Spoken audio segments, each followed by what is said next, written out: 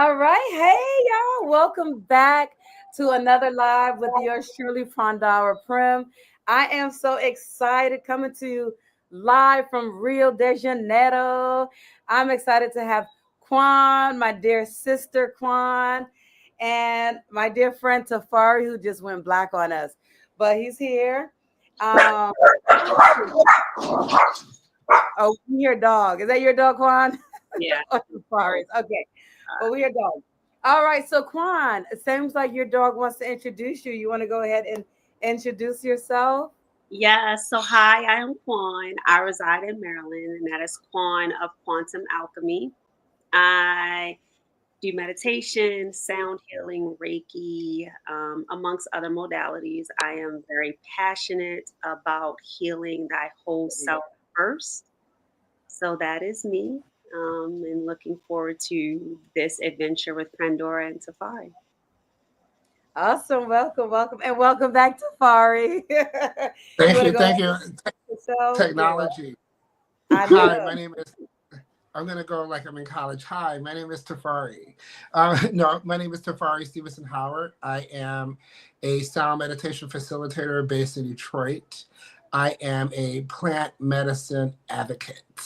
Yeah. I'm very excited to be here and have this discussion. Yes, I'm excited to have both of you here. So, um, for those of you who are coming on, go ahead and say hi. Let us know that you are here. Um, I'm just kind of sending out this message here real quick. All right. Let us know that you're here. Say hi because we like it to be interactive. So, yes, so I just want to say my name is Pandara Prim. For those of you who may not know me, I am and Tafari. Okay, there you go. Tafari's going in and out. He gonna be in and out, the in and out man, the in and out I love man. So my name is Pandara Prim. For those of you who don't know me, and I am my base is a psychotherapist, but I've done a lot of things: a Reiki master, tantric therapist, shamanic medicine woman, you. and a lover of studies and of life. Hello, Yeah. Goddess Switching the Code. Hello, hello, hello. Honus, I just came in and saw the email in divine timing. Perfect. Glad you got my email in divine timing and you are here. Everyone who's supposed to be here is here now. So I'm so excited to have both of you. So Tafari, I met Tafari in Brazil. Um, Ooh. and it's so crazy because I had been living in Brazil. I don't know, by that when I met you, maybe it was 13 years in or 11 years. When did I meet you? In 2021, 2019. 2019, because it was before the pandemic. Yeah. I met you in 2019. Hey, Chloe, welcome, welcome, welcome, y'all. So I met Tafari in Brazil. Mutual friend of ours, Princess, was like, my friend Tafari's in town. Love for y'all to connect. Tafari and I connected, hit it off because Tafari's just amazing. And then one of us, I think it was Tafari, was like, let's do a workshop together.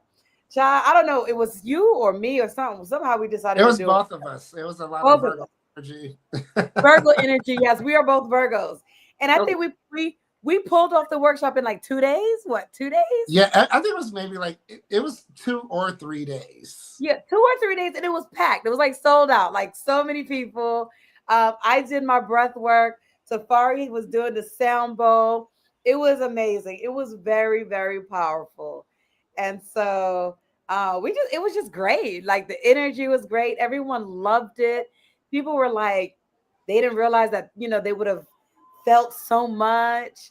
Yeah, Um, I think there were some manifestations that went on, some interpersonal manifestations for a few people that went on, and that's when I realized I'm like Renee is like powerful, powerful. thank you. Thank you. Thank you. You too. I mean, them salvo magic. It was like amazing. So, and then Quantum and Renee. So my name is Pandara Prim now. I know so many people know me by Renee and Pandara. Hey, Francia. She said a total badass. Thank you. Yes. So, Francia, thank you. We did a one-on-one retreat in Brazil. She came down and did a private retreat with me. It was amazing. and she's my sister from another mother. Mm. So we connected, and hopefully she's going to try to make it to Brazil for my next retreat, group retreat. And so Qwan, I met Qwan through, because I'm a lover of studies. I met Qwan in another course I was taking, a Kundalini healing activation course. So I had already been working with Tantra. I did a 2-year Tantra thing that I lived in the Tantra commune in Brazil, but I just decided to learn a little bit more, a different technique on Kundalini activation. And so her and I hit it off, and we've done a couple things online together. Um, so it's been great. Yes, yes, yes, yes. Yes, Rhonda, I'm so happy to have you here as well. Welcome, Rhonda. Welcome, Francia. I'm going to say the Portuguese accent, Chloe, and Goddess Witch Nicole. All right. So, okay, so let me ask first question. We're going to talk about plant medicine, and I really wanted to get into this because I've been doing it a lot lately. And actually, Tafari and I just recently, okay, talk about badasses, right? So Tafari put together a ayahuasca retreat. I was already coming to Brazil and I was doing my combo. Tafari was like putting together his ayahuasca retreat. He invited me, and then I invited him to combo. He ain't never do combo. I was like, I don't know what that is, but okay, I trust you. He was Yeah. like asking me all these questions. He's like, but okay, I trust you, so I'm gonna go do it. So he came and did combo the first time with me, and I participated in the ayahuasca ceremony that he put together with the Huni Queens. So just amazing, amazing work. So let me ask both of you, and I'll answer this question as well, because plant medicine is very powerful. And when we go into the plant medicine, first, let's talk about the different ones, and then I'll ask you guys the question. So, well, okay, I'm trying to get my head together. Okay, the question is going to be, what made you decide to do plant medicine? And now, before we go into that, there's different types of plant medicines, right? There's ayahuasca, there's Jurema, there's Wachuma, also known as San Pedro, which is a cactus. Then we have Cacao, we have Cambo, we have Bufo. So there's so many different things under the umbrella of plant medicine, shamanic plant medicine. So as you answer the question, what made you start? You could go into a little bit about which plant medicines you've used, and a little bit more for those of you who don't know what plant medicine is. And those of you who are watching coming on, if you've done plant medicine, we want to hear from you too. Share what your story is, why you've done it. And if you haven't, are you interested in doing? All right. So whoever wants to go first, take it away. So the question is, what made you decide, what made you want to do plant medicine? Who's going first, Tafari? It's gonna be like school. I'm gonna have to pick on somebody. Okay, no, I said ladies first. You go first. No, I was going to say, but I introduced myself first, so you go ahead. All right. So my story is a very interesting and winding story, so I'll sum it up as quick as I can. Plant medicine came to me. I was not seeking plant medicine. It came to me. I happened to be in Brazil, in Bahia, about 2 hours outside of Salvador. I was on a yoga retreat, and while I was at this yoga retreat, we were in an indigenous space. He was in a naked yoga retreat. It was a nude yoga retreat. Yes, it was. Now tell the whole story. Yeah. Don't leave that now. I didn't know what kind of audience we had. We're adults. Yes. Okay. All right. So I was at, and I work with Tantra. Yeah. So I was on a new yoga retreat in the forest. And on the first night of the retreat, we just so happened to be cohabitating with some indigenous folk on their land. And they invited us to their evening ceremony, a smoke circle, a fire ceremony. So we agreed. And at the ceremony, it was very normal. We were talking, they were passing the tobacco pipe. It's just a lot of discussion. And then these bags, they started pulling out these bags. I'm like, what are in these bags? These little magic bags. I'm like, what's in these bags? And then they started describing like what was in the bags. And I was like, oh, I didn't come to Brazil for that. I came to, for yoga. But my friends were like, I'll try it. And so somewhat peer pressure. I was like, all right, I'll try Rapeh. So they, in this instance, they were offering Rapeh and Sananga. And I know Renee mentioned Rapeh initially. For those of you who do not know what Rapeh is, it's essentially ground sacred tobacco and other leaves or bark or ashes or seeds from various trees and plants that are put together. It is a total stimulant. It helps you with your emotional health, your well-being, your your body, your eternal healing. It's for heart healing.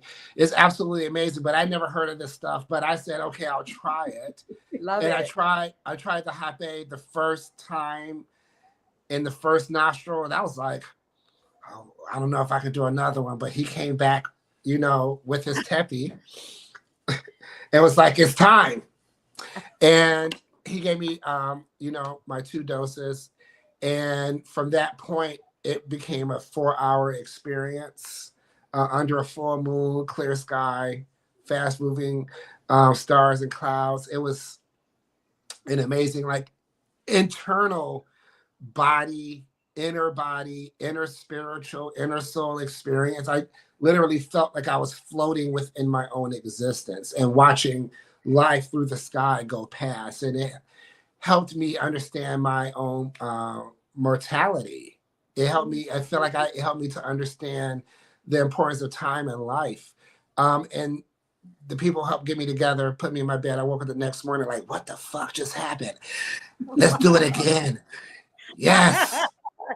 And so that opened me up to the concept of plant medicine. And so, let's take it a step back. Marijuana is also a plant medicine, and I'm sure Yes. there's several people who enjoy smoke or utilize marijuana for various reasons in their life. So Yeah. I'm definitely a marijuana user, definitely a mushroom user.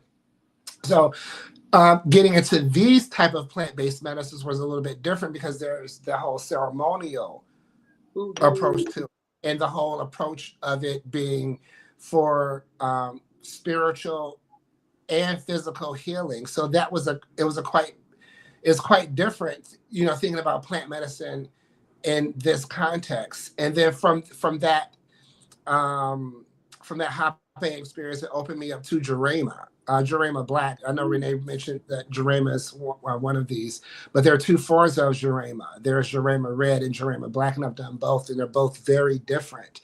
But once I started to open myself up to these medicines, I started realizing that listening to the downloads, the things that come to you during and after these experiences have been really essential for my professional growth, my relationship growth with those that I love, and with myself.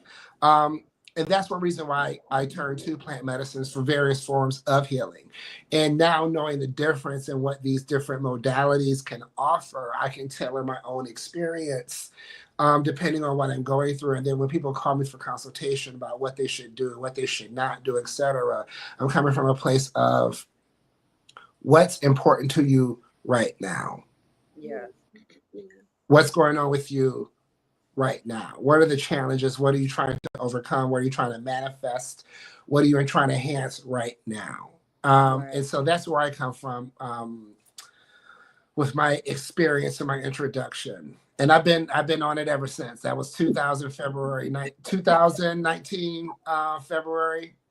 Yeah, it's been 6 years since I came into more ceremonial plant-based medicine. Yes. So the plant medicines that are part of my life, Rapeh, Jurema, Sananga, Jurema Black and Jurema Red, or Jurema Blanc, what is it? Black. Jurema Vermelho. Vermelho. And then, Vermelho, yeah. And then of course ayahuasca. These are the tools these are my big bag tools. But at home I also use magic mushrooms for therapy as well. Awesome. Love it. I love it. I love it. All right, Qwan. So I'm going to go back and start with cannabis. I was never an advocate for cannabis. My brother smoked, and I always would just kind of stereotype the plant. And then 2019, I dove deep into the history of that plant and what it was used for and the properties and the reasons why it was, I'm going to say, blacklisted as a no-no and a bad drug. I created, I would abstract THC versus CBD, using the CBD for holistic things for women. So I created bath bombs and salves and things like that using that particular plant. And then I started, outside of just using it from a holistic perspective, I was like, well, let me try some, because I've never tried it. And I was in my 40s when that happened. So it was like, okay, I'm going to try it. And that was the first time I ever got high. In your 40s. In my 40s. Before that, there was a time, I would say that was the first time that I did it with intention, right? And saying, I'm going to. Now, there was a time I had some Jamaican cannabis while I was in Jamaica, and that was an experience. Me and my best friend, that was the first time we ever really got high, and we were high, okay?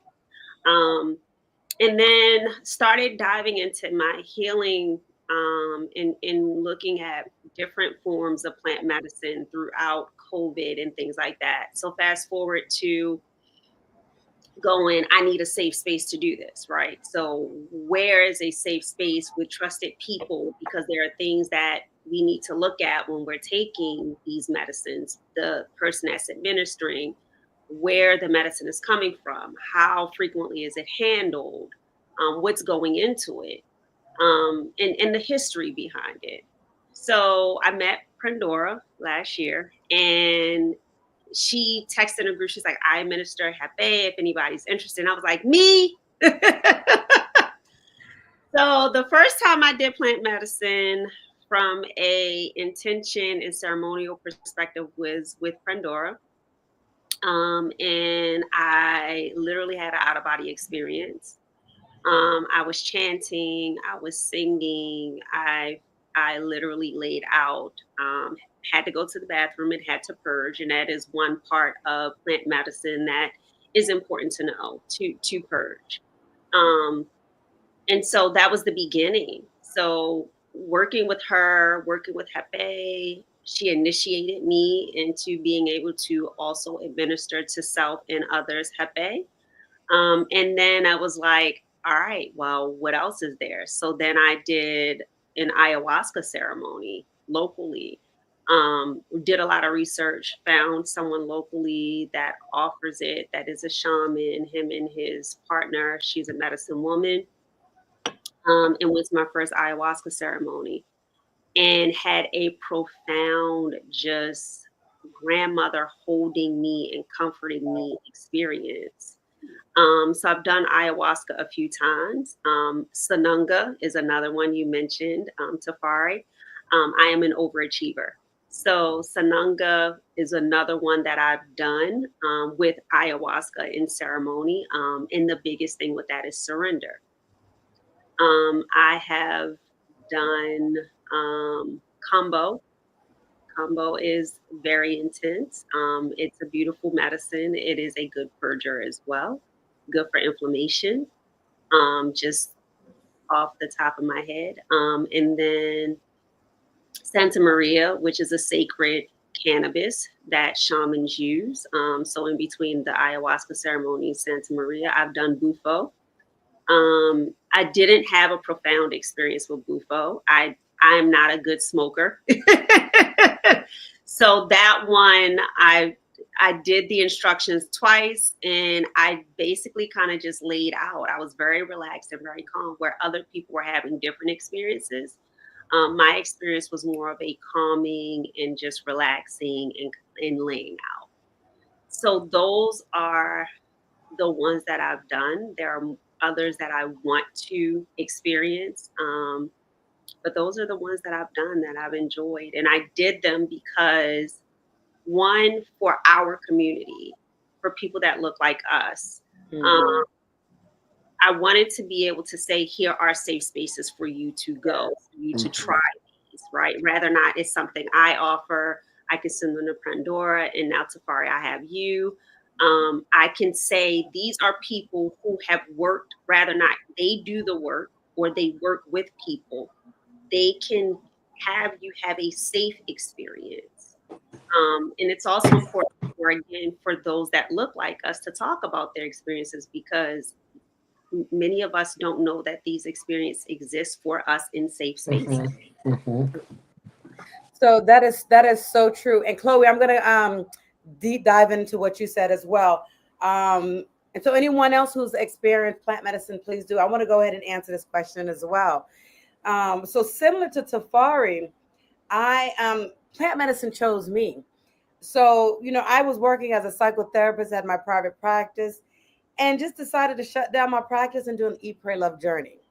I didn't know anything about plant medicine or anything of that. I was not even into weed myself. I had tried it, but it was nothing that I ever really did. I guess being a psychotherapist and working with substance abuse, I was always kind of on that track and was kind of worried about getting addicted to something. I just didn't really know anything about it. And I didn't really try to educate myself on it, right? And at this point, I don't see anything wrong with it, but it was just something I've never done. And so when I decided to do my Eat, Pray, Love journey, and as I was traveling, I spent 3 months in India. People kept talking to me about ayahuasca and these different things. And I'm like, what is this? And so I spent my 3 months in India. Then I went to Argentina. I spent 3 months in Argentina. It kept coming up again. And I'm meeting people who did these things. So I'm like, why does this thing keep coming up? So maybe it's something I'm supposed to do, but I don't know. After my 3 months in Argentina, so did India, then Argentina, then I went to Peru. I ended up doing this tour, and they were talking about the shamans. The who are the that was in Peru? Is it not the Aztecs? Mayans, not the Mayans. Incas. It's the Incas. Yes, it's the Incas. The Incas were in Peru, and so they're talking about how the Incas, the shaman, the leader, would drink ayahuasca or Wachuma to to connect with nature, to receive guidance and messages as to what to do and how to lead their people, or if something was going on. And I was like, wow, okay, I think I'm supposed to do this because it keeps coming up. Came up again. Now I'm in Peru. Let's do this. So me being a Virgo and being a psychotherapist, right? I research. And then when I found this a person who was doing the ayahuasca, the ceremonies in Peru, it was a lady who also did Reiki, a lot of different things. I was reading literally, she had a book of testimonies. I sat and I was reading the testimonies, reading.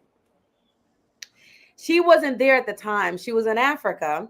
Ooh. And she was coming back, and she's an African who worked with a shaman from Peru, and they was doing the medicine together. So I was like, I was supposed to go, and I said, I'm gonna stay. I'm gonna stay, and I'm gonna wait for her to come back because I want to do it with her and this shaman. So when they came back, I was like, hey, I waited a week for you to do this thing. And then I interviewed her. Literally interviewed her, being my Virgo self. Interviewed her. Asked all kinds of questions. Then I felt comfortable. I was like, okay, I'm gonna do this with her. And so the first thing that I did was the San Pedro, which is Wachuma, because they were working with both that and ayahuasca. But when they described it, the San Pedro worked more on opening up the heart space, right? Like just helping you to connect with others and relationships. So I was like, let me do that first.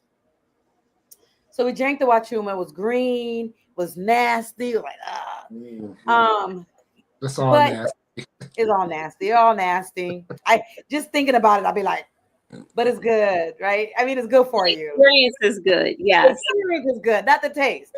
No, and none of it, and it doesn't come in flavors. So it doesn't come in flavors. But they'll give you like little candies to take after, or grapes or something, or fruit to eat right after. I don't know if that really helps or not, but I guess it does. So I drank it, and then right after they did a Rapeh, or soon after, so at whatever point I did the Rapeh, time was irrelevant. I don't know how much time passed. You Mhm. never And it was like, you never know. It had been So 20 minutes. 20, it could be 20 minutes, 10 hours. It felt like 10 hours. I don't know. But I purged, and my father came to me. My father had passed Mm. that year. know. And he came to me, and I was a person who was like, I was created. In Portuguese is criado. And so I'm translating from Portuguese to English. I was raised to be tough, right? Grew up in Brooklyn. Don't cry. You got to be tough so you can survive in this world. So I never cried. I never showed my emotions. And my dad came and he was like, yo, I'm sorry. Like we raised you to be tough to survive, but you got to make yourself vulnerable. Mm. Mm. It's okay to cry.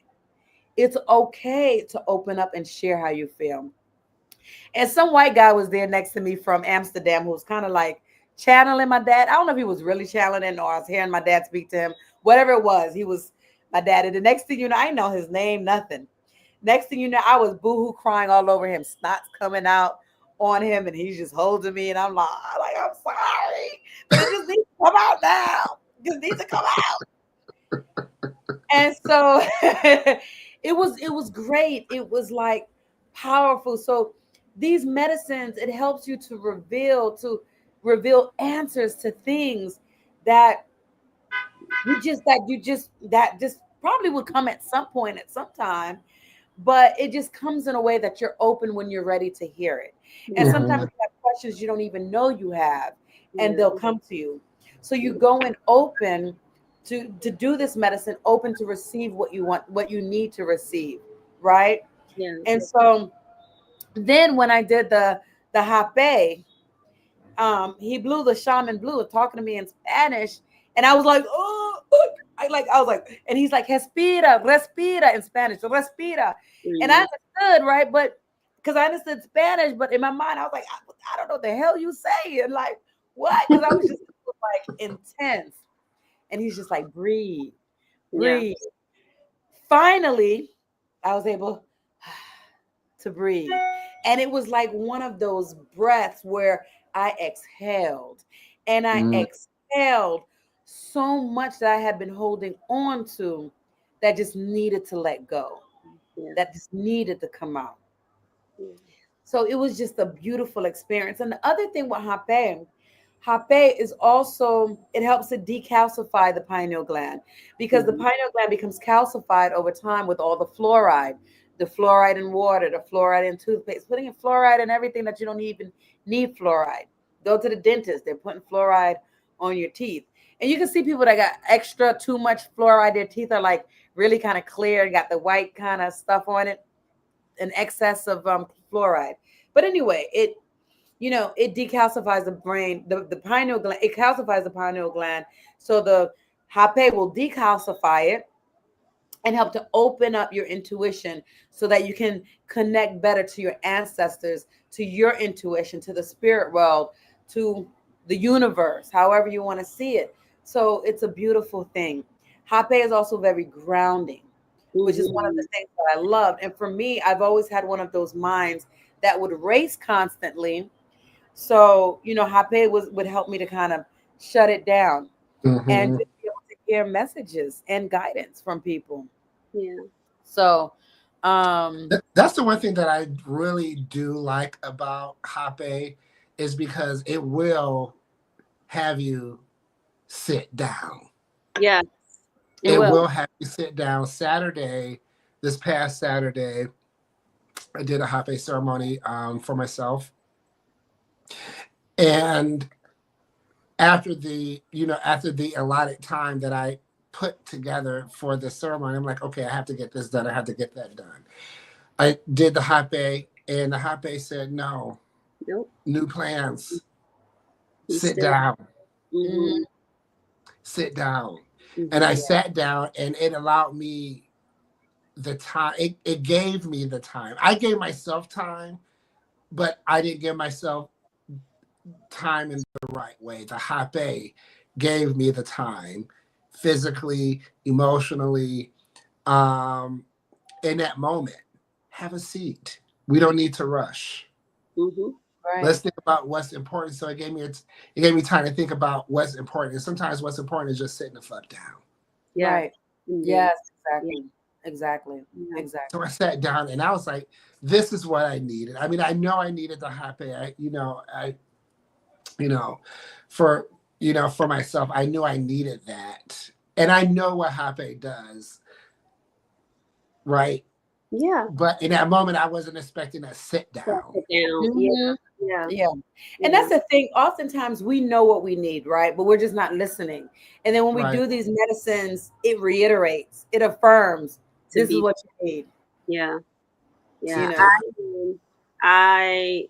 I've had those experiences with Rapeh for myself, as well as when I've administered to others. When I was in Costa Rica recently, one of my good friends was like, just all the thoughts were just running through her head. And she was like, I just wanted to be quiet. And then I had two other friends that were dealing with stuff from the federal government and just getting all the emails. And I was like, come on, let's go. Let's have a seat.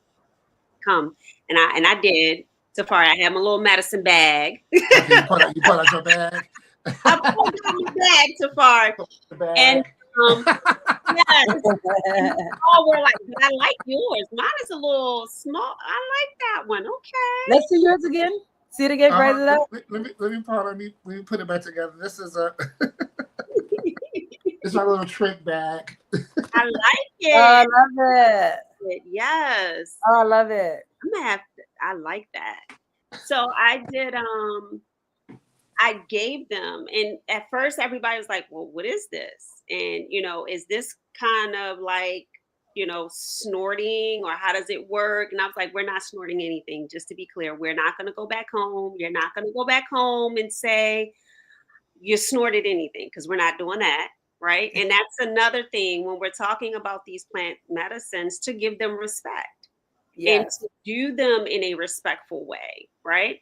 So I pulled out my tepe and I explained what was going to happen, and poured the medicine in my hand and showed them what it was. And I was like, we're not sniffing it, because when you inhale, you will get some of the medicine within you.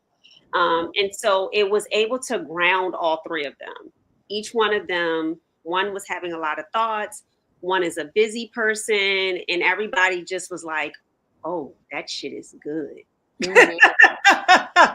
That is good. And even, just to kind of go back to what you were saying with just sitting and being still, some mornings I may get up and I may feel like I'm called to do it within my meditation.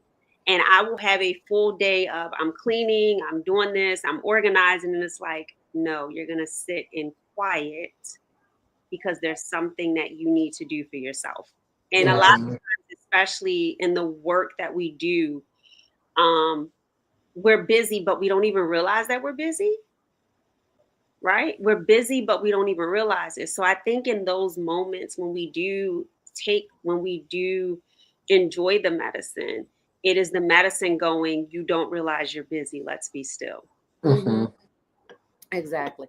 And I love that you pointed out the sacredness of the medicine, right? Mm-hmm. Because it's a sacred medicine. And so when I do the Rapeh initiations, I've initiated a lot of people here in Brazil and the US on how to use the sacred medicine, right? I spent 2 years studying to be a medicine woman. Well, and that was after already learning and doing and working with plant medicine, right? I did the 2 years. And I spent, at the end of the 2 years, I spent 3 weeks in the Amazon with the Huni Queen, with the Yatukina, Yamanawa tribes. And so the funny thing is, I never thought I would become the Rapeh woman, but I became the Rapeh woman. And so when I was in the Amazon, even with my group, I was the one everyone came to receive Rapeh. And they would be like, when you give the Rapeh, it's so motherly. Like you give this sense of calm, stillness, like safety. We feel safe around you. And so I became the Rapeh woman. And so that was what I'm supposed to work with, right? And so I knew that from there. Now I learned I'm I'm able to administer ayahuasca ceremonies. I'm able to administer kambo, but I choose not to. Those are not my ministries. And so it's like there's so many people out there who may not have a ministry, but they'll do it because they want to make money. So Yep. it's important that you know who you're doing this work with, and you know that you vet them because you don't want to just do this with anyone. And I've had people literally here when I was living here in Brazil, I've had people who went to do ayahuasca with someone. They left and this person didn't take good care of them, and they went crazy. I Yep. literally had a woman come to me and said, Prandara, I'm going crazy. I did ayahuasca. I need help. And I had to do some work, some cleaning, so I do cleansing, shamanic cleansing. And I was doing this sitting Reiki as well. I had to do a lot of stuff to help her get back to normal.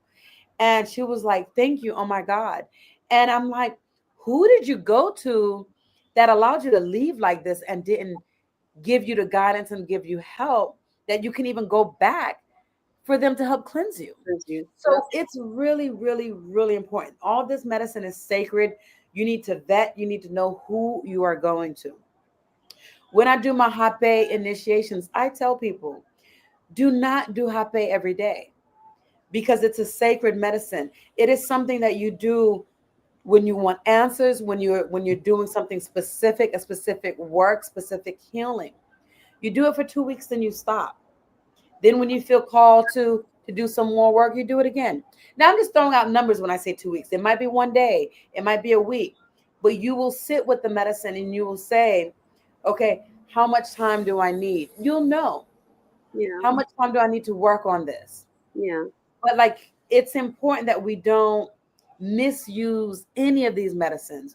Also, when I was living here in Brazil, I know people who were going to do ayahuasca every week, and this was consistently for good, like at least a year. Like people I knew for a year consistently going once a week. You don't need to go that often to do ayahuasca. You don't No. need to go that often to do ayahuasca. And I think, oh, go ahead. I'm sorry. Well, no, go ahead. No, you bring up some good points. So, when sitting with the medicine, it is important to prepare. It is Mhm. not to be taken lightly. Even if you're sitting with Hepe, it is important to prepare your breath because there is breath work that goes into once you receive that medicine, right? There's a breath piece that needs to be connected to that. Um, and being still. Your diet with certain medicines are important. What you're eating, and not to do a quick fast cleanse to prepare, but to actually take the time. If they're telling you, depending on where you're having the ceremonies done, especially with the ayahuasca, if they're telling you 2 weeks, you might want to reconsider the person that you're working with, especially depending on what your diet is. If you're not vegan or pescatarian, you're eating a lot of red meat and a lot of spicy things, you want your diet or your deity, as they call it, to be that 4 to 6 week period. And the reason for that is so that the medicine isn't fighting you. The Yeah. medicine isn't fighting to flow through you. Surrender is a big thing with these medicines as well, even with Hape. Surrendering to the medicine, asking for the medicine, not only to set your intention, but for it to flow through you and to be a clear channel. As Pandora said, researching your practitioner, researching where you're having your ceremonies at is another big thing. Um, what type of land are you going to be setting on? Because the energy of the land is also going to dictate the energy that is being transferred through you. What type of where was it prepared, and how was it prepared is also very, very important. Asking your practitioners what called them to the medicine. Was the medicine called to them, or did they feel called to it? I knew when, and I always say, Renee, you blew me out of the orbit. And she does. She has a very beautiful, very gentle but powerful blow. It is. and you're like, woof. And then she like, I got to do the other side. And you like, And honestly, with anybody, that is going to be your first experience with Rapeh, because you're going to get the thug cry tear, that one tear that drops from your eye that probably may happen for some thug cry tear. It's the heaviest tear ever. Yes. Comes from right here. Yes, right. Yeah, we know that well. But once the medicine begins to work, rather not you purge front or back or both, rather not it's an emotional purge. It is a beautiful experience. And, don't go into these ceremonies expecting, if someone goes in, and I've heard people say when they go into these ceremonies that are repeat offenders, as I like to call them, that have done multiple back to back to back to back within certain periods of time, what are you chasing? Don't go in and expect that your experience is going to be like the experience you've seen on YouTube, or is going to be like the experiences that maybe someone you've spoken to had. Your experience is just that. It is your experience. And each time you sit with these medicines, the experience is going to be different, because the healing process and where you are is different.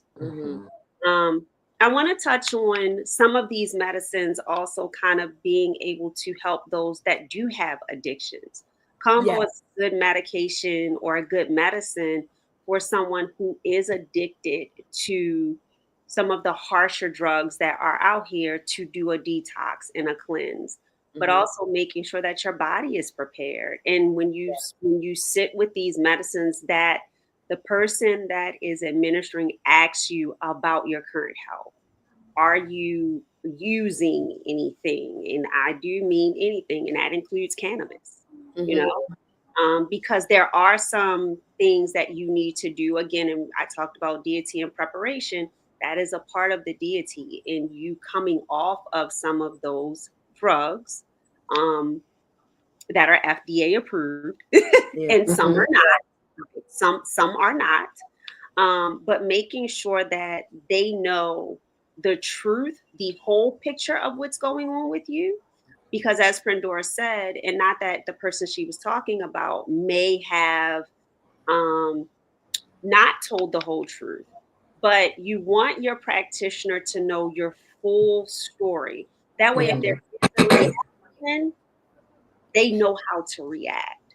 Yeah, exactly. Because there's so many different supplements and medications that will have a bad reaction with these plant medicines, right? And so that's why, and that was one of the things that I loved too when I was doing the medicine the first time in Peru.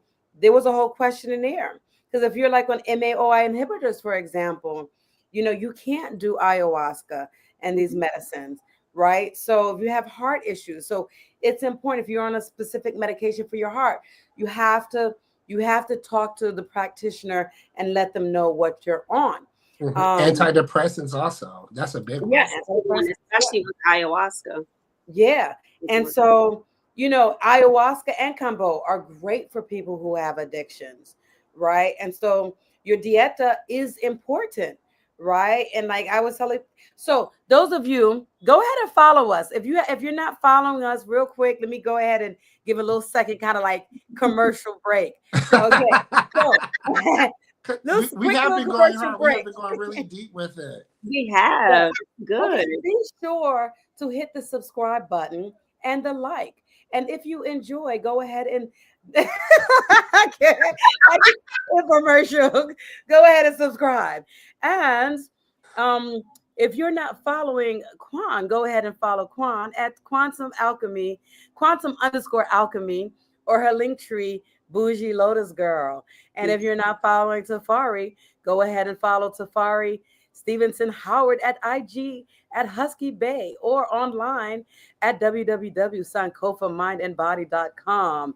And then if you're want to follow me, I'm on IG at PrandaraPrim_Tantra, or www.prandaraprim.com. And let me just take a quick second to tell you about our retreats.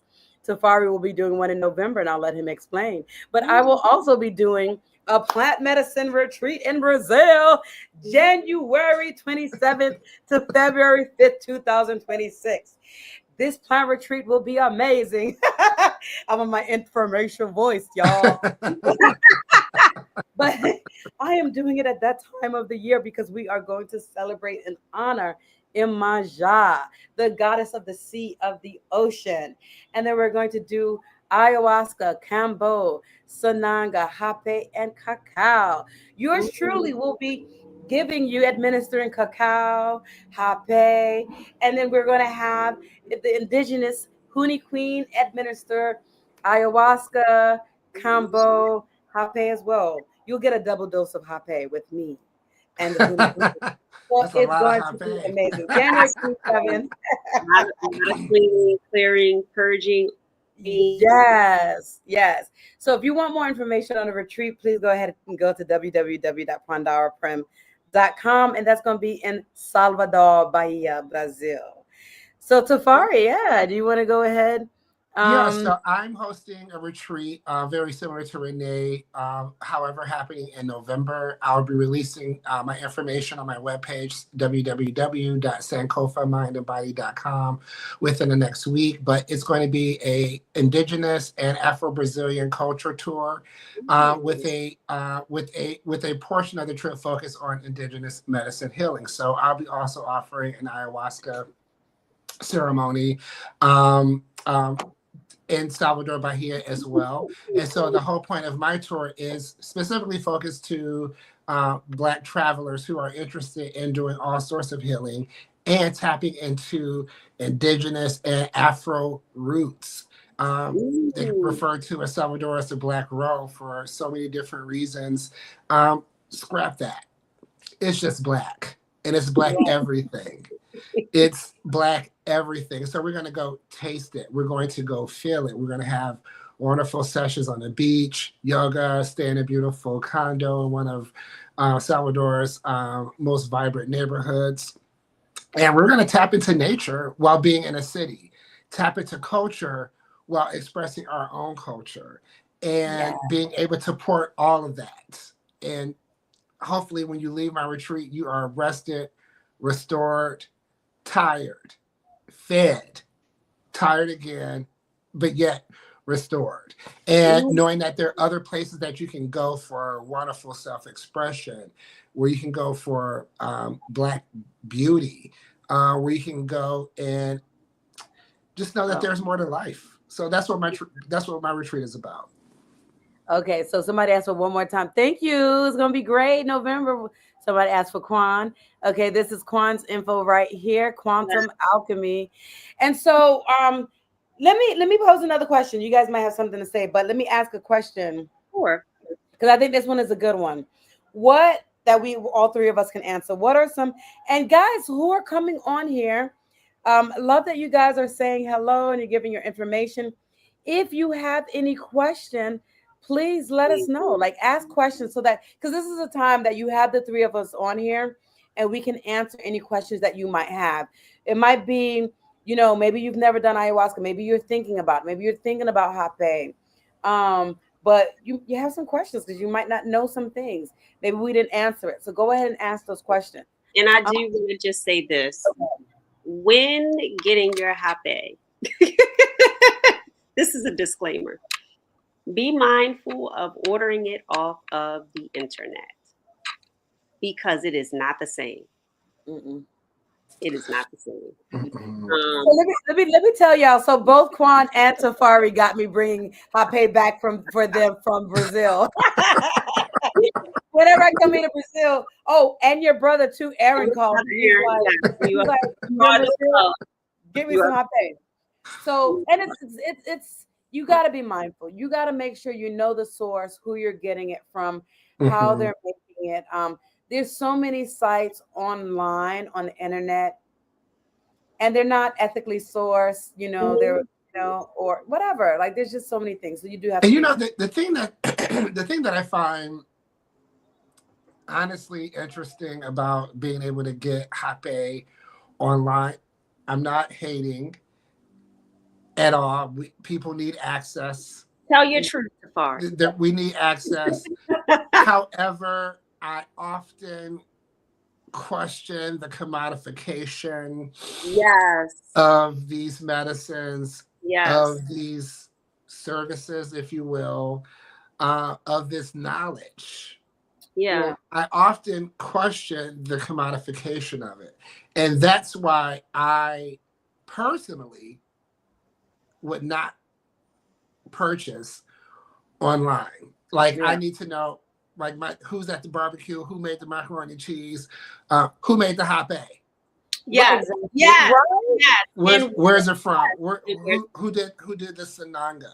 And not only that, I purchased from trusted sources that I feel comfortable with. Like, it's, for me, it's not a Joe Blow thing. Are you a shaman? Are you in the community? Or are you community adjacent? Those things are very important to me. I'm the type of person, I need to get it from the source. I hate saying I'm that type of person, but I'm the type of person that I need it from the source. I need it from the source. If I'm doing ceremonies, if I'm doing, these plant-based things, if it's not in a ritualized environment, I don't want it. No. It's not recreational for me, and nor do I offer it as a recreational tool.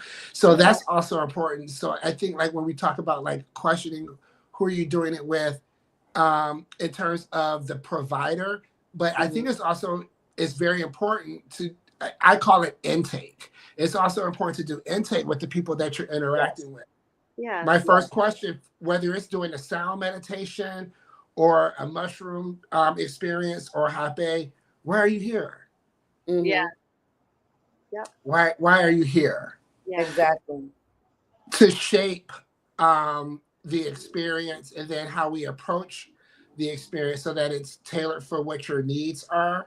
And for me, this is something that's it's needs based. You're coming to me, like, I'm not seeking you out. You're seeking me out because you have this need. What is your need? Let's understand, like, what your need is, or what do you think your need is, for those people who sometimes people don't know. They know that something is off, but they don't know what it is or how to approach it. It's very important to have that conversation, like getting into the medications. Do you have high blood pressure? Are you, a cardiac patient? And things of that nature. It's really important. Like, we're not doctors, but we have this knowledge. And when you apply the knowledge from a place of compassion, expertise, and care, that's what you want. Yeah. Exactly. Am I getting expertise? Am I getting my questions answered? And do I feel connected in this environment? Am I connected? And that comes with, when you're going to people, is their space clean? And I'm not talking physically. But energetically, how does it feel? And that's big. That is a big thing. When you don't feel safe, rather not, your stomach starts bothering you, your chest, whatever it is that tells you it's a no, don't continue with it. Rather not, it's in the middle, the beginning, or the end. But especially if it's in the beginning. Yes. In the beginning, that there is something saying it's a no. Don't go, but I scheduled it. Or this person, somebody, a good friend referred me. It's just not your person. Right. And we don't always listen to that. We don't always listen to and that's your intuition, right? And it's not that maybe you didn't have a good conversation with the person that you have seeked out, because as you said, we don't seek people. Our people find us rather not word of mouth. They like our so and so. Yes. It's something about us that they seek us. Seek and you shall find. Yes. But it's really about your safety. I ordered I call it a double barrel tepe, where for those people who have never experienced it, it's kind of like, I'm afraid, I'll use that one. And some Rapeh came with it, and I just kind of opened it and smelled it. I was like, this smells like dirt. Wow. You know, when you get that Rapeh from Brazil, you open it. You like, You know woo, what you got. You be like, you Yeah. like, look, I feel Tafari. like You like when I this that open up glue. Rapeh, when I open Rapeh, when I know it's good, I feel it in my stomach. Yes, Yeah. yes, Yeah. Literally, like yes, there's yes, this aroma where you're like, I know. there it is. yes, That's it. yes. Yeah. That's that shit. That's that shit. Yeah. That, yes, that. But it all So the funny. just as we're saying to vet your person, we also vet you because we may not be the person for you. Right. Exactly. And that's important as well for us And to you know, know. Go ahead. and it's because it's also it's an exchange of energy. Mm-hmm. So, and it's interesting because I have this story when I was on my in the Amazon. My teacher, her husband, I didn't like. I didn't like him. I didn't know what was going on. Wasn't feeling his energy. And so important what you're saying, right? So even when you're receiving, I knew I shouldn't have received from him, right? And I hadn't done any work with him. It was the wife that was teaching the whole class. And then at this time we're in Amazon, we're in a circle and he's doing hot pay, passing hot pay. And I was like, I didn't want to do with him. But it was like I should have listened to myself, right? And just been like, no. But I didn't say no because I'm in this group and I'm like, at that time I'm like, I'm learning, I'm here, the end of my initiation, I gotta do it. And the crazy thing is, the minute he blew the hape, I literally went bleh and vomited in him. It didn't even go in my body. It Mm, was so bad. I'm so protected. They were like, his energy is not coming into you. And it was literally, he blew and I went bleh, like vomited all on him.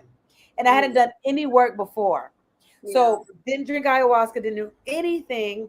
It was literally a rejection of him. Yeah. Yeah.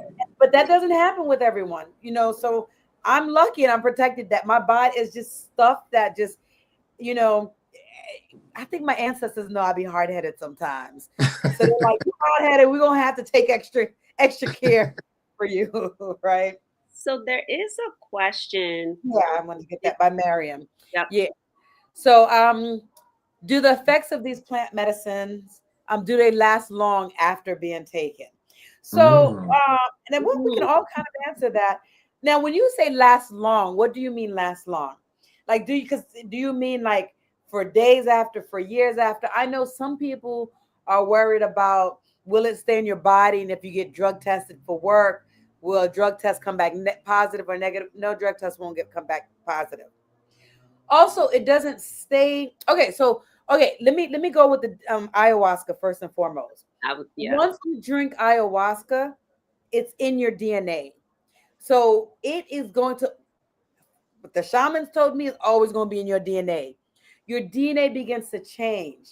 Anytime you drink it, it's with you.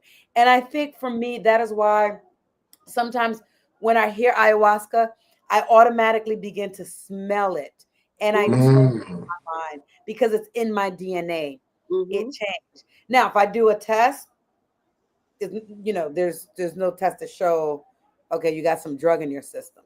So yeah, so she said years after. Now hape, it's something very quick. You do the hape, maybe half an hour of the effects. It's no longer in your system. But the ayahuasca, the wachuma, from my learning, from what the shamans have told me, it does change your DNA and it stays in your DNA years and years and years after. Rest of your life, probably. Just when we look at staying in your DNA, from my experience is she chooses you, right? So she chooses you to have a certain experience with, even post. So you may be in that ceremony and then you think it's over. But a week later, there is a conversation that happens with you and her, and you're Mhm. like, where's this coming from? And she's like, it's me. Right. And it's like that grandmotherly love. So from a conversational perspective, from a nurturing, a loving perspective, she's going to give you a list of things that you need to do. Right. And then I call it a check-in. She checks in on those that she truly chooses to connect herself and wrap herself within the vines of Mother Earth to be with. She stays with you in your DNA, but to make that, to have that level of relationship is different with that staying with you. So like Pandora talked about, I smell it. She's with her. I'm sure Tafari, if he shares his experience, that walk is a lot different when you leave the ceremony versus, okay, I got the list. People will go home and they'll do their purges. It sharpens your mind. Yes. Yeah. So, you know, and I'll let you respond as well, Tafari. But there are some things, and this was actually going to be my question. The question was going to be, what are some practices and things and tools to help sustain this healing after doing the plant medicine? So this is in line with this, right? So the plant medicine, it stays in you, right? She's connected from different points. Now, there's different things to continue this work, right? Continuing to do your mindful practice, meditations, breath work, energy work, Kundalini healing, Reiki, sound healing, so many different things to continue the work. So it's not like you just go and you go do it, and now I'm healed and I'm going to go just kind of live my life, right? It's a practice, it's a medicine, but you also have to continue to do your part. Yeah. I know for me, so two things, thinking like one, touching on, do these medicines stay with you? I'm going to talk about Cacao. I know that's not a plant medicine. However, it's under the same umbrella that we're naturopathic. That's my other friend. naturopathic medicines. But thinking about like how that lingers with you. So, you know, as you mentioned, I tried Cacao for the first time with Renee in Salvador.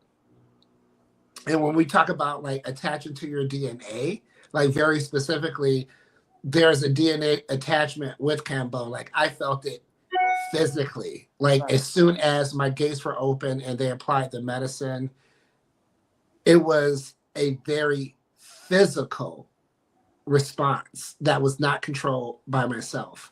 And this may sound crazy, but it was very real. My eyes were open, and Cacao is not you don't get a psychedelic experience from Cacao. It's not, it doesn't have any psychotropic effects whatsoever. It's all in your body, your spirit. Nor with Rapeh.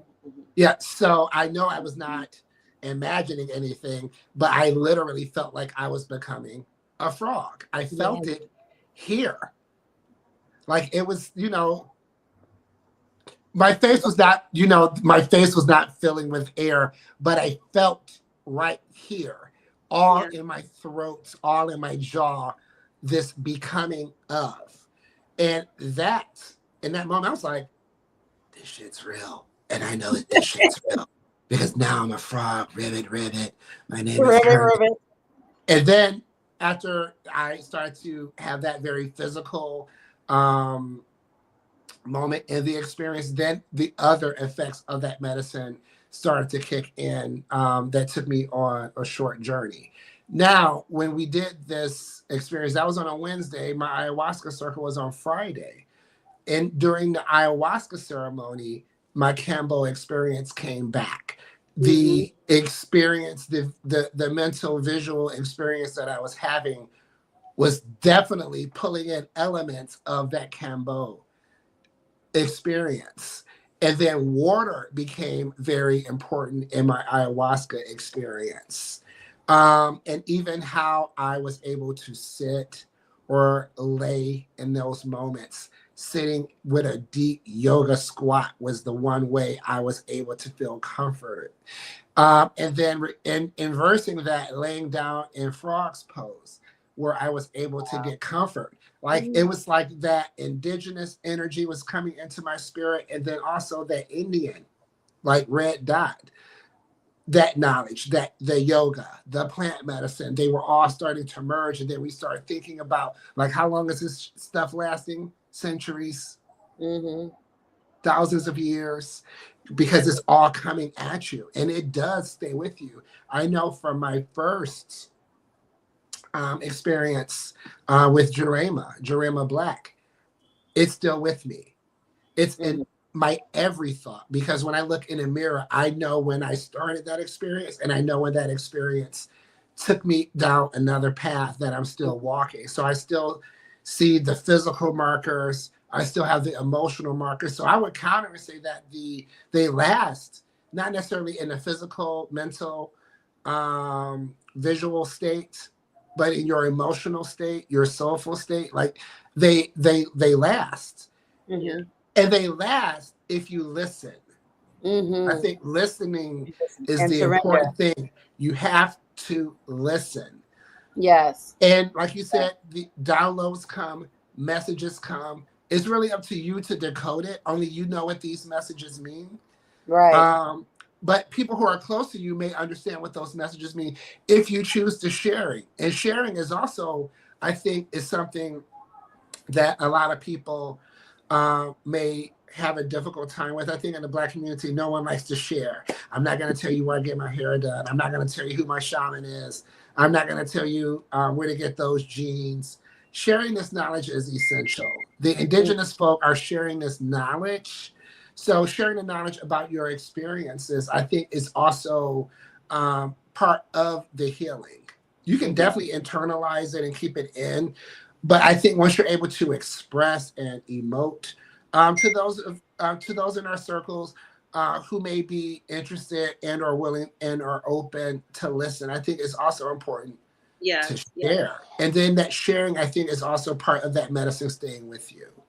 Yes, exactly. Exactly. I would You know, say, and then like, and if you want to talk about just kind of like literal sense, when you do an ayahuasca ceremony or Jurema ceremony, and the ceremony normally starts at nighttime, like yep. around 7 or 10 p.m. or Or midnight. 11. Right. Especially if you're in Brazil, it's supposed to start at 10 or 7. The next thing you know, starting at 11 p.m. or midnight. It's not starting at 7. But Right.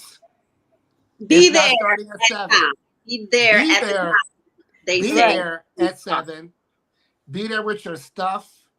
Be there and be Ready. ready.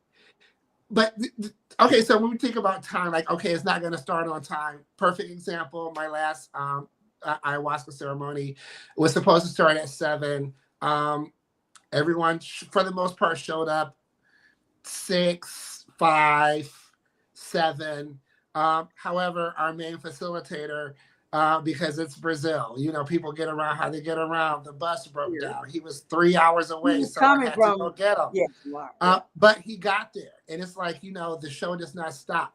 And in keeping with that, when we talk about energy, when we talk about safe space, when you're doing kind of like a communal ceremony with people, that integration is also important. So although your ceremony may it's supposed to start at 7, it's important to know that a lot of times we're dealing with Afro and or indigenous people. Yes. None of us are on time. Let's Yeah, we're 10 just not. minutes, 15, 30, 45, 2 hours, 3.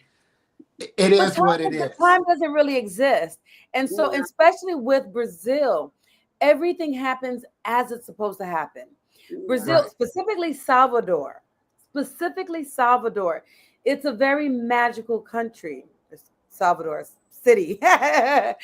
Salvador's a magical city. And so everything happens as it's supposed to. And that's the thing with the medicine, right? It was supposed to start at the time that it was going to start. Yes. And you know, so there is no real time. And then when does it end? It ends when it ends, Yep. Right. right? So that could be 1 o'clock in the morning, 3 o'clock in the morning, 5 o'clock in the morning. And Mm-hmm. oftentimes in Brazil, oftentimes at the places, people will sleep over or they'll leave. You know, to at that last one, Tafari slept there. I left in the morning, but it was so beautiful because when I left, I was in Uber and the sun was rising. And it was just Mm. a beautiful ride back home, just watching the sunrise. And it was just like, wow, this is And you know, amazing. that's also I'm happy you mentioned that, because I think your beginning experience and your ending experiences are very central to like your downloads being successful. So one thing, at the beginning of the ceremony, depending on when it starts, whether it's starting on time or it's running late, Right. I think it's important to know, regardless on what the time frame is, that's integration time. That's Mhm. integration time to get to know the people who are in the circle. Small talk is key. Who, Yeah. Yes. getting the stories of other people. Other people may tell you why they are there, or how long they've had these experiences and things like that. And so it's a moment where there's trust building, circle building, community enforcement. I think that's very essential. And then in terms of the end of the ceremony, I think for myself, what I learned after having these experiences for the last 6 years, I need to be outside. I Yeah. can't be contained. And you So need to for be me, and yes, and also being naked, that's he essential. ended up I naked, can't, y'all. let He me ended up tell you naked. that the last ceremony, it took everything in me not to come to that fire butt naked. And not necessarily starting off, but after I had my big purge, and once the medicine was like fully in me in every sense, it was not sexualized nudity, but like No. I needed to be You naked needed around this to. fire. Like, I Yeah. mean, it just is what it is. Like, we're talking about a call to nature, Yeah. Mm-hmm. and a call to nature is a call to nature, Yeah. Yeah. in every sense. And the nude body and fire, the nude body and water, the nude body and earth, these elements, the nude body and wind, they all have their own power. That's why we do this work, this natural power. Now, with that said, thinking about like ending your ceremony, like Renee said, like my first ceremony, I have no idea what time it is. Like, how I have no Yeah. idea what time it ended, how long it lasted. I just know we broke bread after it was over, and I went to sleep. I woke Wait, up when about. you break bread, let me tell you, after doing the ceremony ayahuasca, when you eat, oh my God, them That's the fruits best are meal like ever. orgasmic. It's like the best tasting fruit food that you can eat. It's like, oh my God, it tastes so good. Yes. Yes, I know. After our It last just opens ceremony, you up. because I hosted, like, I'm really, I'm the father. I cook for my daughters, my wife, my family. That's essential for me. So I made pasta. We had pollo asada. We had fresh fruit Mm, juices. People were bringing bread. We had all sorts of bao, queijo, just everything. And that part being part of the experience come down, I think makes it even more magical. Because what's happening, you're still Mhm. continuing with community. And Mhm. for myself, like I mentioned, like for me, I have to be in an outdoor setting. So for my last several medicine experiences, it was essential for me to bring my camping gear. I traveled with from the United States, a tent, sleeping bag, mattress, a chair to sit in for the ceremony. Like, I had a whole suitcase just with camping equipment so that I can make sure that I'm comfortable yeah. after the experience. And for me, in the last space that we were in, is a space owned by one of my good friends, Sandra, in Itapua. It's a beautiful outdoor space. I set my tent up under a mango tree, and that's where I slept. And Mhm. for me, being outside and sleeping on the ground with that medicine still in me, that Cambo, the Rapeh, the Sananga, the ayahuasca. Like, I can't tell you how grounded I got. I mean, I was on the ground like this, and the ground was pulling everything out of me for hours. And that continued to be like my own natural cleanse that felt so amazing. It felt so amazing. But then I've also have been put into a bed after it was over. And then that was totally different, being able to feel like I was just being rocked by cotton. Yeah. Yes, yes. Being So I do. rocked by cotton. Imagine. Yes, Mm. yes. So that was beautiful. So for me, I didn't partake in the eating because I just come from a different.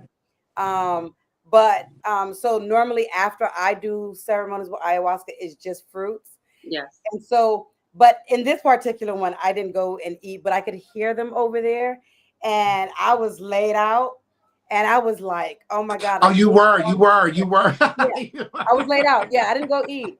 And then I came and I was like, oh, they tore down. But it was beautiful to hear that experience because I was listening and I was hearing you guys. And it was so amazing. It was amazing to hear that. You know, And so for me, one of the things that I got out of this, that last ayahuasca ceremony, which was beautiful, was so this that last trip in February when I went to Brazil. I'm in Brazil now, but when I was there for the ceremony to do the combo and the ayahuasca, I was doing a specific treatment, right? Like specific, I had specific goals. Normally I go in and I'm like, allow the medicine to show me what it needs to show me.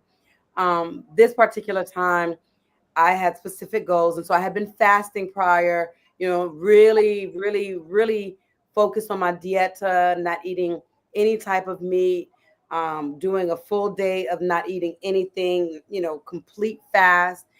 And so one of the things that I noticed, even here in Brazil, there's different traditions. When I was in the Amazon, the shamans and stuff, the tribes, they will eat meat.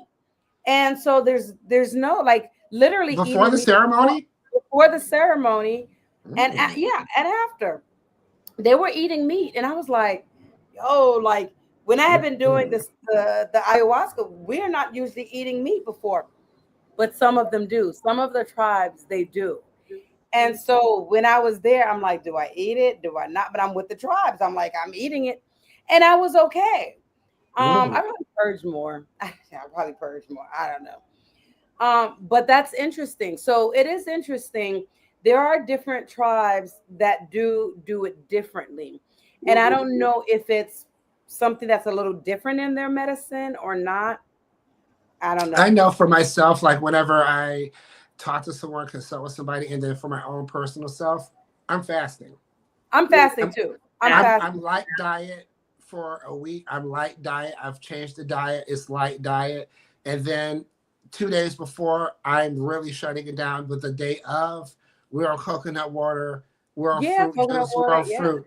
But let me Um, say, go we're with me all to going to the Amazon. purge. You're gonna see in the Amazon, they be doing it a little different sometimes. And I'm like, but usually when I had been doing it in Brazil prior and other places, it's all about the dieta and all of this. But when I went to the Amazon and in Acre, some of the tribes, I was like, yo.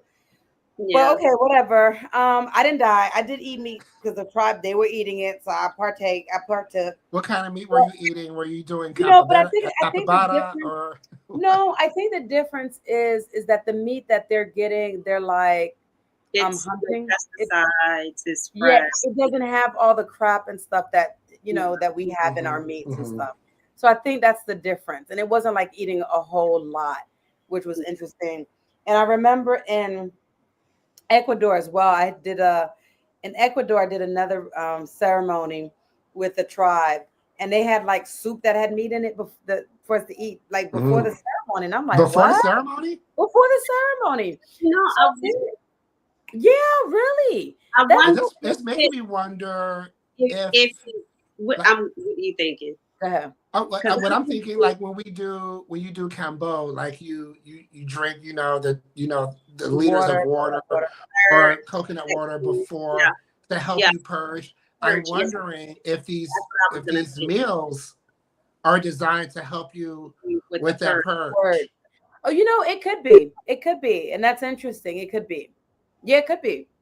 That would be Mm. something that I would like to ask now. I think And I that was might very ask another interesting member, because but that's I know for myself, I'll be like, No, no. no. no. No, So because that I purge always, is it's very unpredictable. Like I know my body. yes, After several times doing this, I know how I purge. Yeah, yes, yes, yeah. Now, even considering having food that someone else prepared, I don't personally. I don't think I would feel safe, not from like a food safety standpoint, but just from an experience standpoint to ingest anything before at You know, least interesting. within 4 hours of a ceremony, maybe Yeah. even You, yeah. 5. you know what was interesting? That was like a good little test for me because prior to being those 3 weeks in Amazon, it was always purging, doing the dieta. Then when I went there with the different tribes and we did that, I noticed my purging wasn't necessarily way more. Um, if that makes sense. So for me, it was a similar kind of purge. It wasn't different, so it's interesting. Um, but I think they did other things in terms of cleansing, with the prayers, the smoking, the pipe, I think the energy. So I think so they were doing other things that I think for them was more important. I don't know. So it was just interesting. That's a good But So question. the let me ask you. go Let ahead, me Ash. ask you this, Renee, because I am curious. I've only had these experiences with two tribes, the Huni Queen and the Karate Shoko. You've Uh-huh. done it in Ecuador, Yeah, I've done it with tribes in Peru. Ecuador, Colombia, Peru, Do Catutina, you? Yawanawa. And I know you can't really compare experiences. Each experience, like even within a tribe, is going to be different. It's gonna be different. But and because you've traveled in South America, having these experiences, would you say that there is a particular group that you felt that you would that felt more of a soulful calling to? Yeah, If that makes yeah, any sense. that makes sense. So great question. So the Yawanawas, that was a group that had a very soulful calling for me, and the reason being, it was because it was more of a women group. And the Hmm. Yawanawas is the first tribe to have a female page. So the Mm. pages or the shaman leaders traditionally were always men. And the Yawanawas were the first to have a woman page. And when I went and I was with them, we actually didn't do meet before with the Yawanawas. And when I did it with them, and they did the hape with me, and we drank. For some reason, I felt more open and loved, and if I was, and I had like this motherly experience, and I was able to let go even more. And I Mm. was drumming and singing and all kinds of stuff that I don't normally do in ceremonies. But Yeah. with them, it was just a motherly kind of connection, female connection. I don't know, that I was able to let go and just really surrender and enjoy and have fun, if that makes sense. Have Hmm. fun with this. And so that's what I needed at that time. Right. And so, like at this last one, with you and Amar, it was interesting because I think at this time, um, I'm working on doing a lot of healing stuff, and I just needed to rest. And it was interesting because right now I can't find my glasses. Before you came on, I was like, Juan, I can't. Where's my glasses? I was looking for my glasses. But the interesting thing is, you were like, "Here, let go of your take off your glasses and just rest." And at one point to you, I was like, "Where are my glasses?" You're like, "Your glasses are safe. Just rest." And it was like I needed to just let go. And then Yeah. at another point, Amar came over and he was like, "You're good." And I just needed, so for this, I just needed that masculine energy to give me that sense of safety and protection and to allow me to rest. So Are there were like, yep. Uh-huh. That came up separately. That came up separately. So many things come up, these little things. I feel like this is like a Quentin Tarantino type movie. yes, We're all there. Everybody has their own experience going on. Yeah. And not to cut you off, and I hate, and that's not my goal, but here I am. When you think about like masculine energy, feminine energy, all of that is very important. Yeah. Going back to purge, like I had my purge um, in the last ceremony. Two things happened with me. Once, I vomited. So I think it's important to note that sometimes you may vomit and sometimes you may purge. I vomited. That vomit, when you're purging. The vomit was kind of like, not to be gross, but it was just like, Yeah. That yeah, purge, yeah, that that purge, was just like, the then I was like, bellows. okay, I need another shot, Yeah. please. But then I had my purge, Mm-hmm. and it was a deep purge. And after the purge, I was situated in a space where I could take a really good quick shower. And I came out of the shower. That's when I wanted to go to the fire naked. But that's another story. But they gave me something to wrap around myself and to dry off. And after that, my two guy friends who were there, um, Wellington and Amar, I'm like, guys, I need a hug. I need a motherfucking hug. I need a goddamn hug. Yeah. And they gave me this hug. And it was like just the masculine energy, just the safety of friends, of people that I care about, people that I love was very important. And so that care that Renee is talking about is essential. I need to know that I'm okay. Yes. Whether there may not be nothing going on whatsoever, but getting that assurance that you're okay, you're safe, you're loved, you're seen, you're spoken for, all of that stuff like really matters. And I think even us having this conversation, having this conversation is about that care. So the one thing that we don't see a lot on YouTube, very specifically, are Black people talking about their plant medicine or psychedelic experiences. You'll see some, but you don't see a lot. And it's definitely not a lot that you can pull from. Right. So having this experience and talking about this is also part of that care that Black people are doing this. Black people are seeking this. Black people are leading the call to nature, the call to indigenous practice as a shared experience. Yeah. And that's important. Experience. And so, and Bella wants to hear from Qwan, a little bit of her perspective. But I do want to say real quick before you share that, Qwan. And that's important, you know, and it's important to have these safe spaces. And so I've noticed with the smaller groups, it feels more intimate. It feels safe. I've done it in big groups. I've done it in huge groups with Black, white Brazilians, Black and white foreigners, Americans. At one point, it was like a bunch of me and my American friends going together, right? We would go together and do it. And they're probably like, where are all these Americans coming from? And it's like, you know, one know about it, then the rest, next thing you know, just like in yours, there's a bunch of us Americans. It's like you invite your friends. But, you know, you need to feel safe. And I think that's the thing that happened in this last one with you and Amar. And that's the thing that happened with the Yawa Nawa. The Huni Queen, which is why I also want to do it with them again. Bari and Manu, they held down the space. They made sure you felt safe and protected. They took care of you. And I even noticed the differences between where I did my combo and where you did the combo, you know, with the Huni Queen, right? Just the care from the Huni Queen from Bari, you know.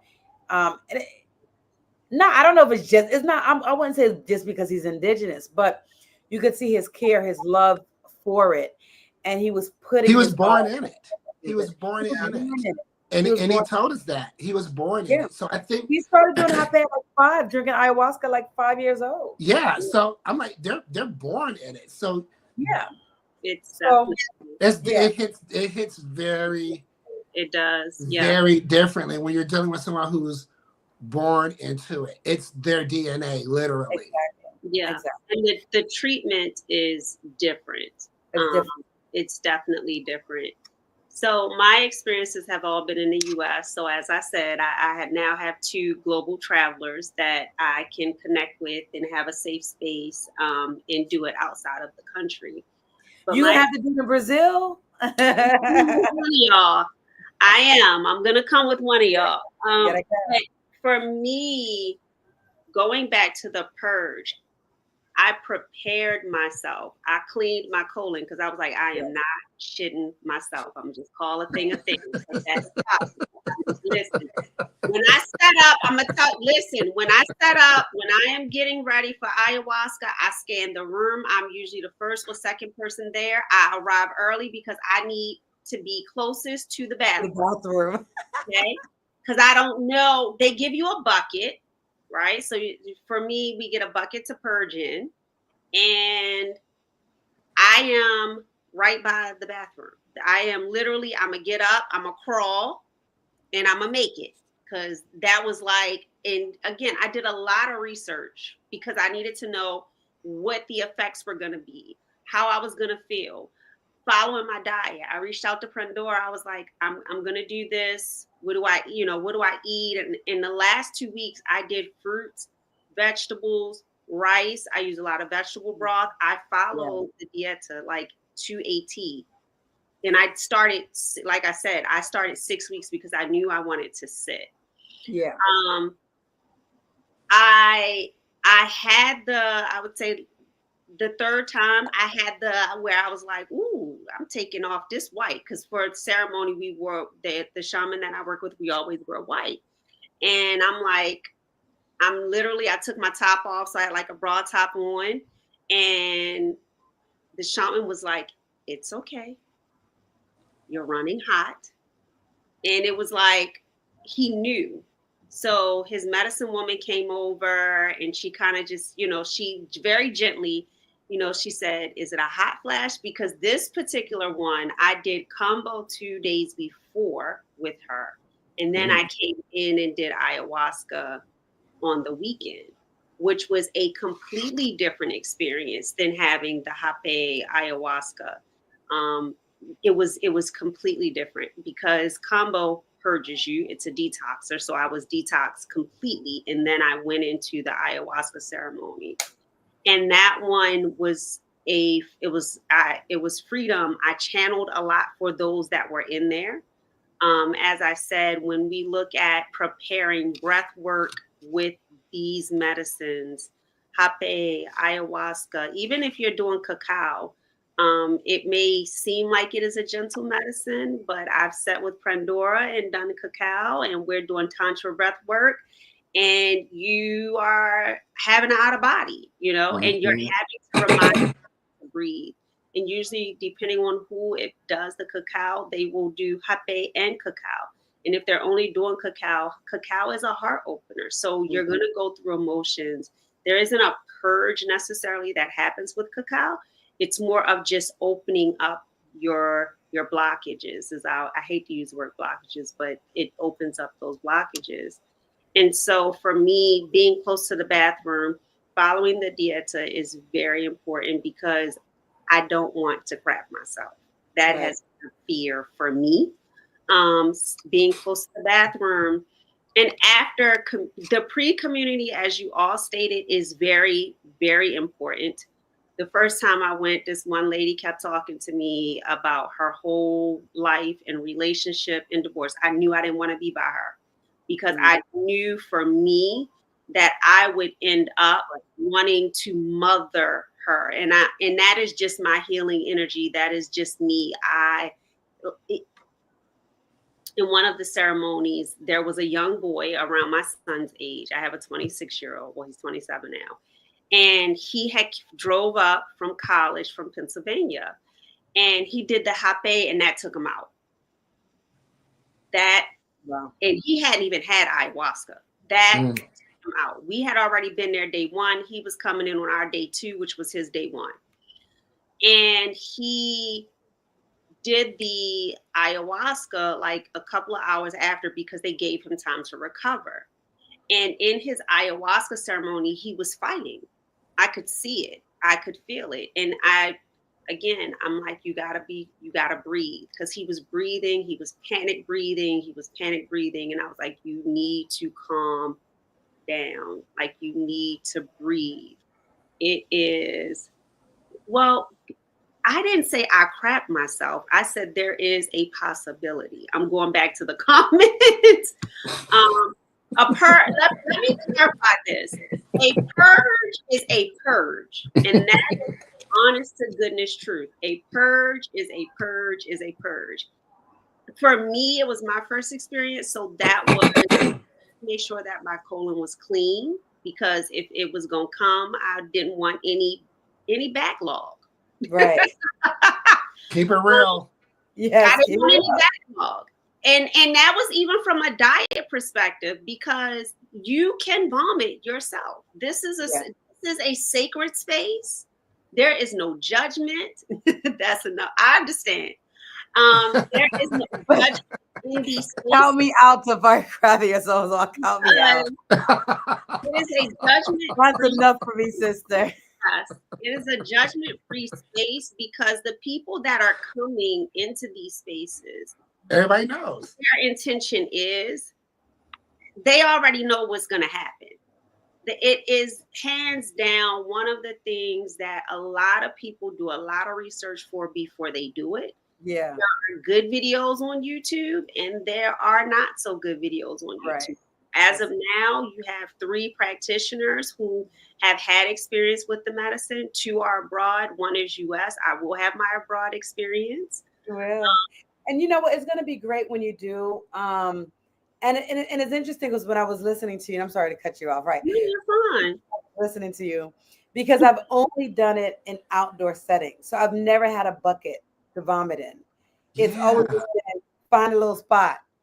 And it's interesting because even with the Rapeh, and I think that's the difference with being in the US, because even when I do my like Rapeh, I'm giving you tissue, You're I'm giving you outside. bags, little things to spit Mhm. in. But normally we're doing it in public outside. And so you just spitting, you're vomiting wherever you got a little spot. And it's You go dark. over there. You just go over there. And it's like, you hope you don't end up walking through it or in somebody's vomit. And you don't. You never do. You never do. But it's like, it's never a bucket. It's just doing it. And for me, P. Ziegler, I would go to vomit and it was coming out both ends. There you go. You know, I'll share this. I'll do a share because I think it's kind of funny. So like when you look on YouTube, it was like, oh my god, I vomited. Oh, I had diarrhea. I personally, when I purge, it's a top purge. However, I always come prepared with tools in case it's a bottom purge, and that's not been my experience in 6 years. Yeah, but I bring my wipes. I got a towel. You got to bring all of that stuff. You got to be prepared. Yeah, I come with my supplies with just in case. Change of clothes, change of underwear. Change of clothes is very key. And this will tie into this experience. It's funny, and it was funny when it happened. I just so happened needed to use the restroom to drop off some kids. I'll just say that. It was not related to a purge. I had to release. Yeah. And we're smack dab in the middle of the ceremony. And I knew it wasn't a bottom purge because it just felt like it normally does. And so I handle my business. And while I'm handling this business, I was like, oh shit, here it comes. My purge was coming. My top purge was coming. Like I said, we were in the thick of the ceremony. I'm like, oh, my top purge is coming while I just so happen to be wrapping up, taking care of this business. So I'm like, where am I going to do this at? I'm not outside. The sink was this big in the bathroom and I couldn't turn around to go to the toilet. It was just, I had to make a lot of rapid decisions. and the process of making these quick, rapid, on the move decisions, I no longer had a decision because now the purge is here. Right. And the only decision that I could make was to stand up and try to aim it into the sink. And in aiming it into the sink, because it was so small, it splashed back on me. Yeah. Oh, no. Yeah. So now I'm covered head to toe. Oh, gross. And I'm like, or I'm covered head to toe in my purge. And I was like, that was nasty. And I still had to wipe my. And I still had to go back to the other end to get that together. Listen, I still had to clean my booty. You had to clean, right? And so unseen that.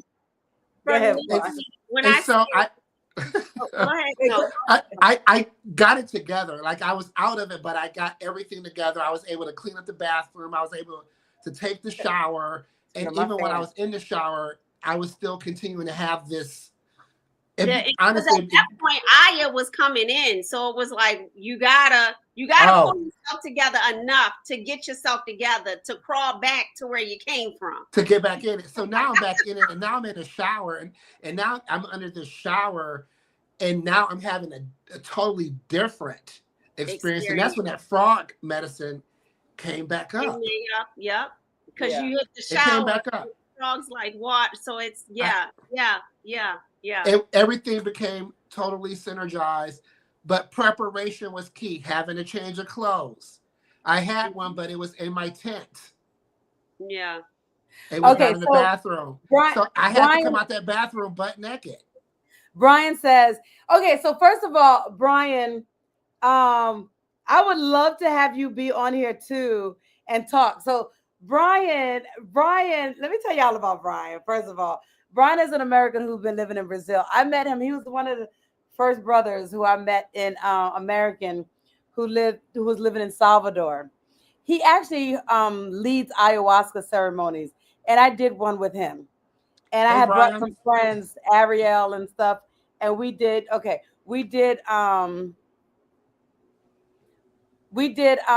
We did a session with Brian. This mother shape shifted. We were like, what in the heck? Me and Ariel, we were like, did he shape shift? He was turning into different stuff. Anyway, it'd be strong. Um, so Brian says the ayahuasca purge isn't always food you've eaten that comes out. I've have had vomit come out of me when I was on a 10-15 day fast and completely empty. The more you surrender, the easier this becomes. Mm-hmm. And I remember, I think Brian might have been one of the first people I did ayahuasca with in Brazil, in Salvador. And I just remember his voice saying, breathe. Like I'd be in my process. Next thing you know, Brian comes up, breathe. I'm like, wow. And it's like, breathe. But so, and I'm glad you said this point, Brian, because I'm not sure if you were here when we were talking about when I was in Amazon, some of the tribes had you eat meat because he just talked about it's not necessarily all about the food you've eaten that comes out. Because he's vomited when he was on a 10-15 day fast and completely empty.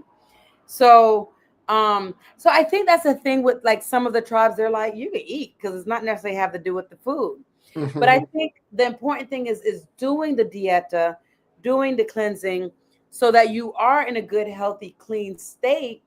But so the food is not necessarily having to do with just um the food is not necessarily having to do with for the vomiting purposes, Right. because that is a good point. Like I've eaten, like I said, when I was in the in the Amazon and they've eaten the meat and stuff before, I've had the same kind of purge that I've had when I fasted. I've done a dieta for like 2-3 weeks out, Mm.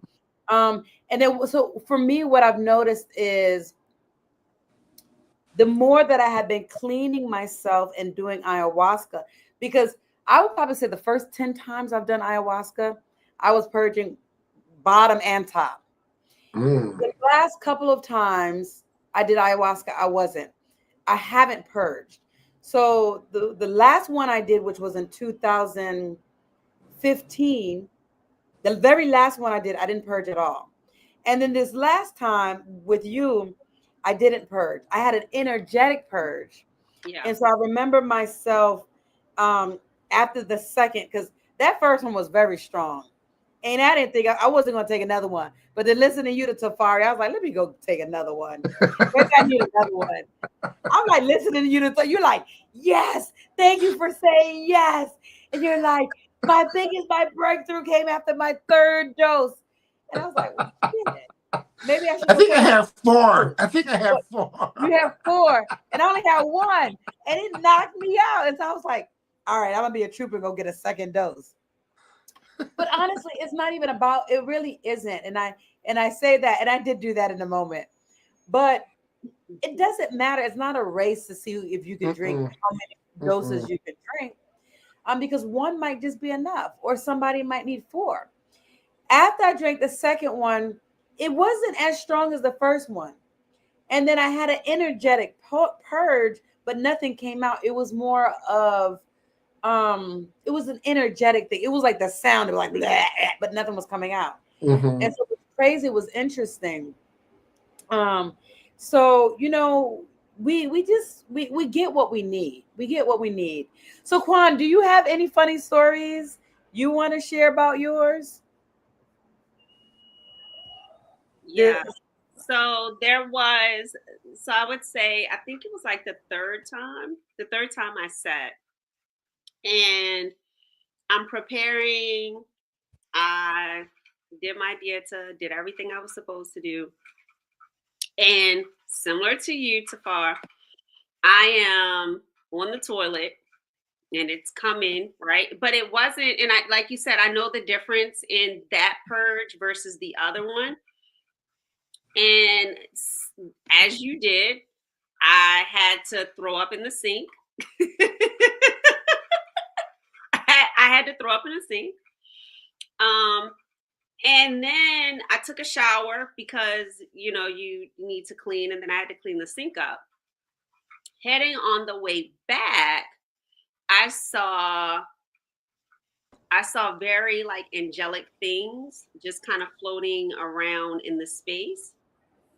And so when I laid down, for me, it was, you're going to be okay. You're going to purge again, but you're going to be okay. Because that was like, that purge that I had in the sink, I had never experienced. It was literally deep within. So I knew it was a purge of food or whatever was in my stomach at the time, but I also knew that was an energetic purge, which I've had energetic purges, but that one was a deeper one for me.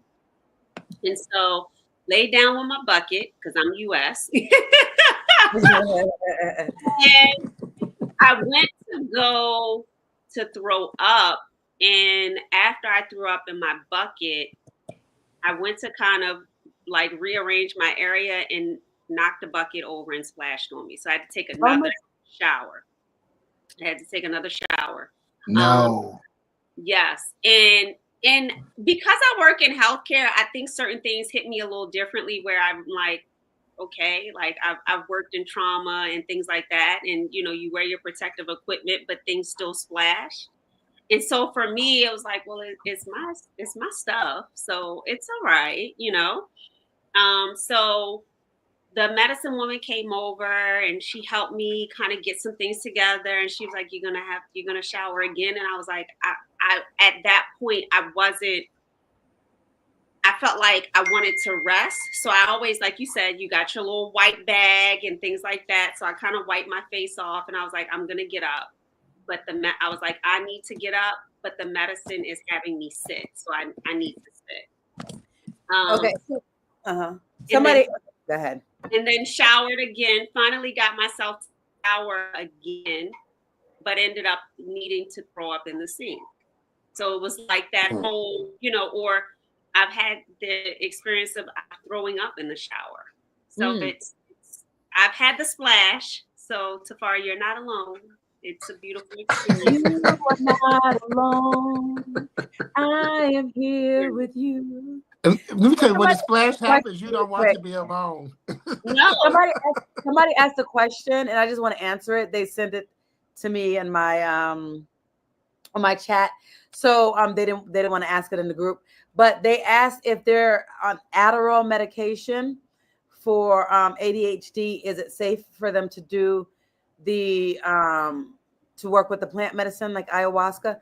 So I'm gonna say no. I don't know if you guys have another thing, but because of the Adderall, like it's a stimulant, those things can really like affect on the heart. So generally, I'm gonna say no if you're taking it, but that doesn't mean you can't do it. You would need to not take the Adderall for at least a month for it to get out of your system. At least a month to make sure the Adderall is out of your system before you do the ayahuasca medicine, and then wait another month to take to start back again. Which Adderall, it's okay. Like, you know, I feel like I have ADHD, and I was on ADHD medication before, and I found other ways to work through that, like just through my spiritual work and breath work and so many different things. So I'm not taking it. So it could even help you with receiving information to not need to take Adderall anymore. You know, I want to just say that is a good vetting question for the person that you are sitting with. If you are on any medications, so one, do your research to find out what medications give adverse reactions, what medications that those governing bodies say are not supposed to be taken when you take these plant medicines.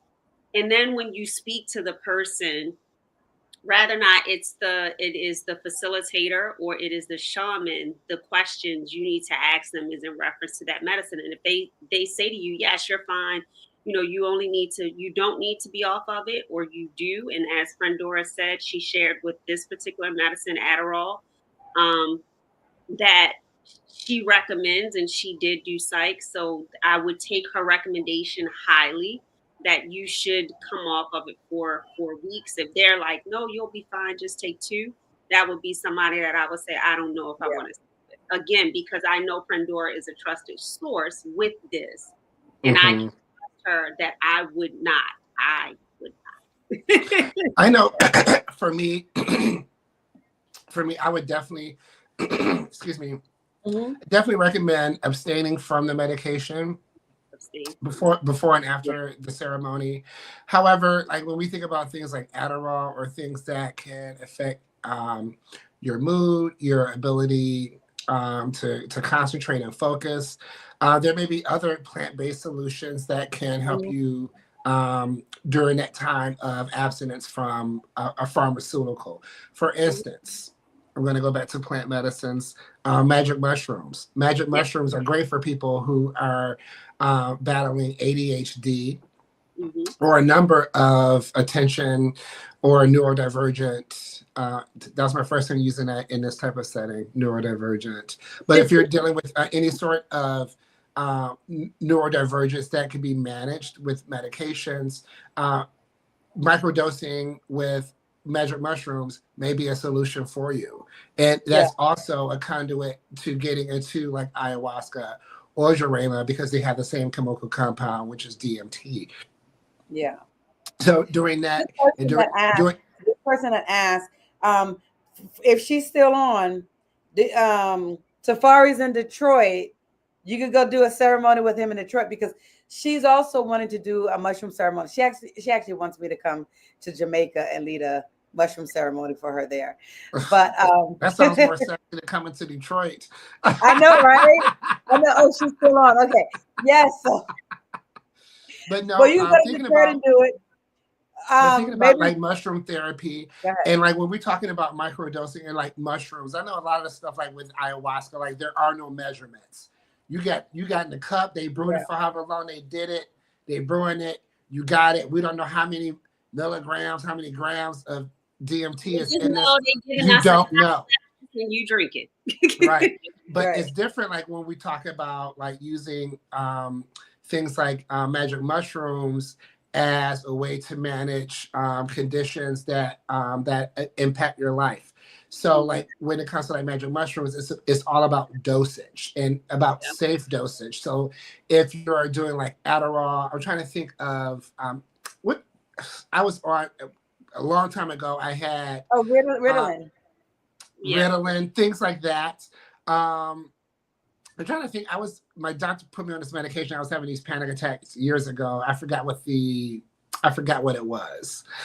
But we were taking, I stopped taking these medications and turned to microdosing and then doing like a very small microdose, like 0.25, 0.5. So weighing these medicines is also very important because that impacts your experience with them. And when you're doing like mushrooms at a very low dose like that, you're not getting visions, you're not getting, this extreme body euphoria. For a lot of people, it could really be that bump that you may need. It may be that bump to help you fight today's depression attack. It may be that bump that helps get you on the road to getting your tasks or getting whatever job you're getting need to get done. Or for people who are using it just to make it through the day, just this small dose can give you that impact to lead you up to a very big event like an ayahuasca or Jurema or even combo.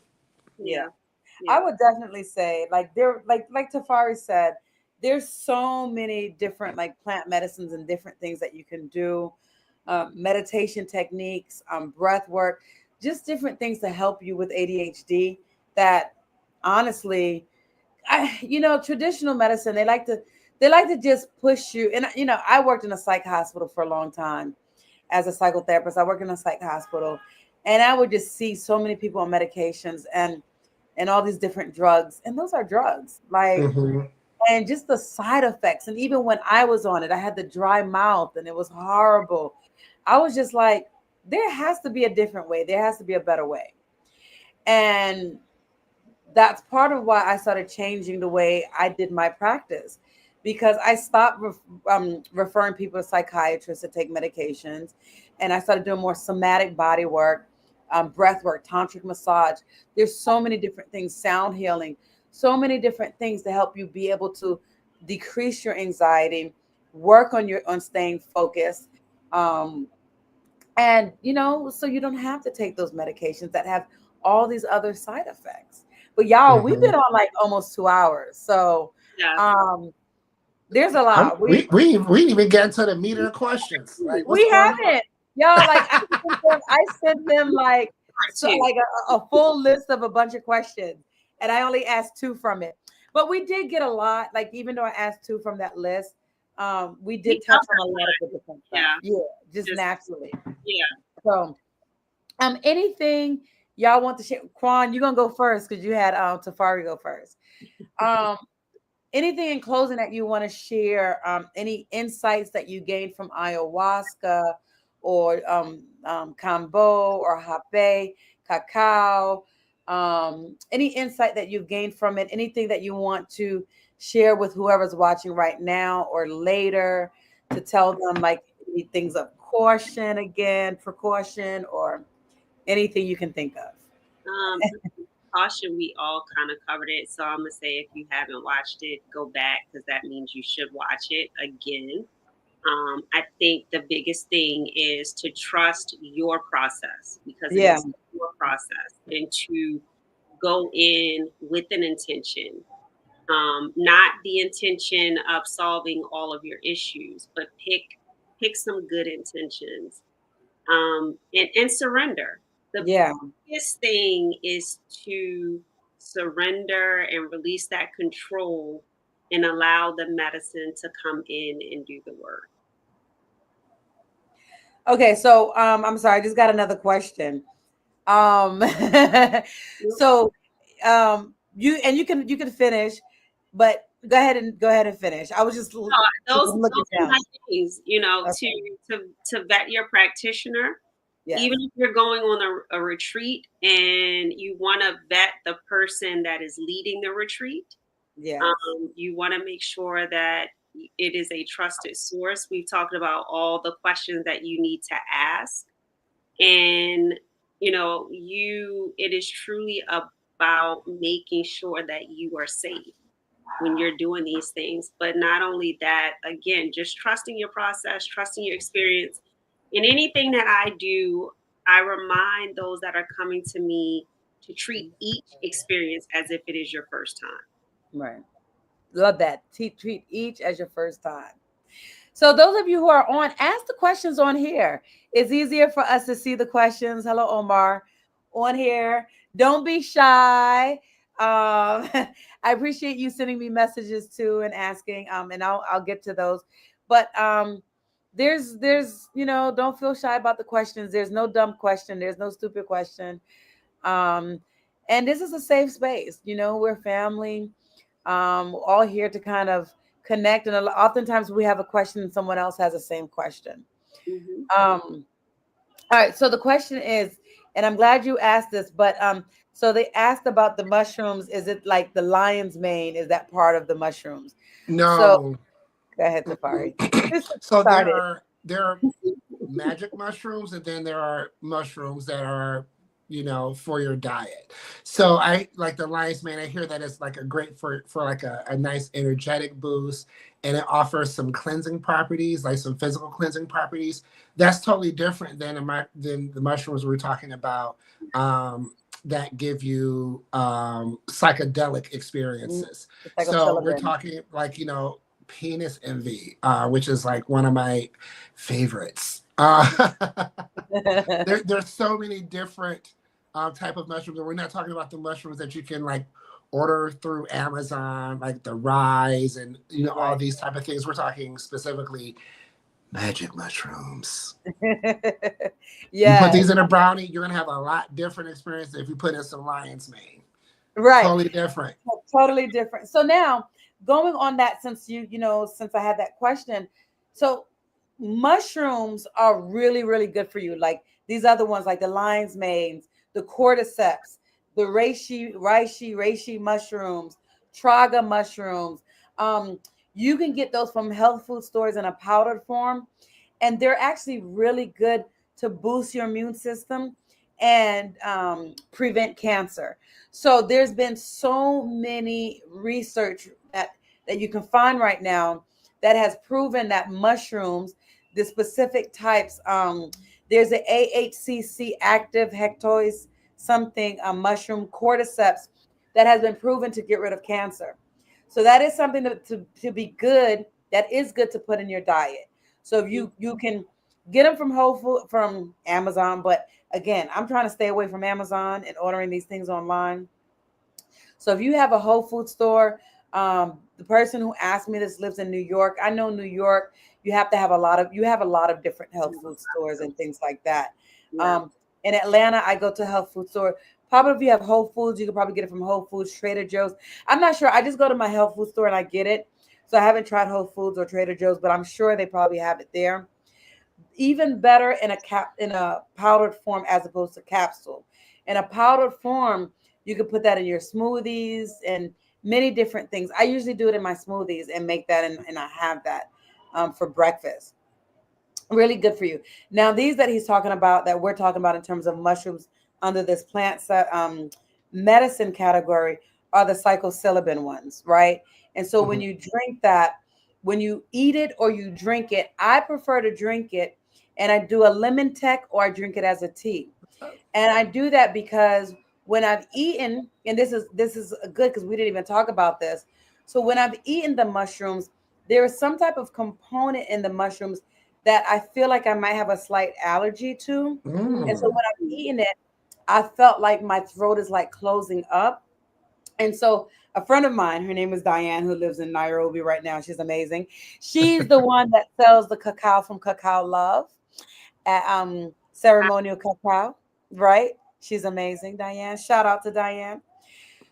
She was like, "Well, have you tried doing the lemon tech?" And I was like, "What is that?" And so I started doing the lemon tech, where you let it sit in the lemon for like 15 minutes, and then you eat it, or just put hot water. I've actually done a combination. I make a tea, so I put some lemon in it, then I put some hot water, let it sit for 15 minutes because it's cooking it a little bit. Yeah. Now, when you do those two things, the lemon tech or make it as a tea, what happens is it goes into your system a lot faster and it's a lot stronger, but it stays for less time. So when you do the lemon tech or the tea, the the visions and stuff that you get will last like 3 to 4 hours, 5 max. When you do it the regular way, when you're eating it, it takes longer to get into for you to have the effects, like maybe an hour, but it'll stay. You keep having the visions and stuff like that for like 7 to 8 hours or so, or 6 hours. It's a little bit longer, whatever. And it may be different depending on the day and the strand and the different things. But I know when I when I do guided experience with clients, depending on their experience level with shrooms, it helped me determine if I'm going to do the lemon tech or if we're just going to digest them. I personally prefer to digest because I love the ramp up, the build up of the experience, and I love the more gentle come down of digesting. The lemon tech, I think I like better when I'm doing kind of like more of a community focused, like mushroom ceremony. If there are several people involved, I usually would do the lemon tech. But when I do my lemon tech, I put a lot of love into it. So it's like for me, if I'm preparing a lemon tech, I think about it the same way that I would approach preparing my ceremonial cacao. I'm very purposeful. When I juice my lemons, I include honey. Yeah. I may include some white Cambodian peppers. I may add a touch of salt. I really make it a blend that really comes from my heart. And I think that is also part of the experience. So like when you're preparing these things that contain DMT, that you're coming from, for me, when people are doing things with me, it's coming from a ceremonial space. And hey, Bella Harris, we did not talk about DMT very specifically as a way to have but you know what? Let me tell you, we're gonna do a part 2, and we'll do that because we've been on for 2 hours, and it's later in Brazil than it is there. All Okay. right. Your girl's gonna go to sleep. It's 10 o'clock. Your Awesome. girl is about to go to sleep. So we wrapping it up, Bella, and there's gonna be a part 2. How about that? And we could go more into DMT and tell some more stories. Are y'all down to do a part 2? I'm down Yes. to do a part 2. Okay, we'll do a part 2 because your girl got to go to sleep. I got a session. I got a tantric massage I'm gonna be doing in the morning, so I got to get up at 6 a.m. So I'm about to eat I'm about to eat my jerk chicken. I'm hungry. well, this was good. This was good. It So was amazing.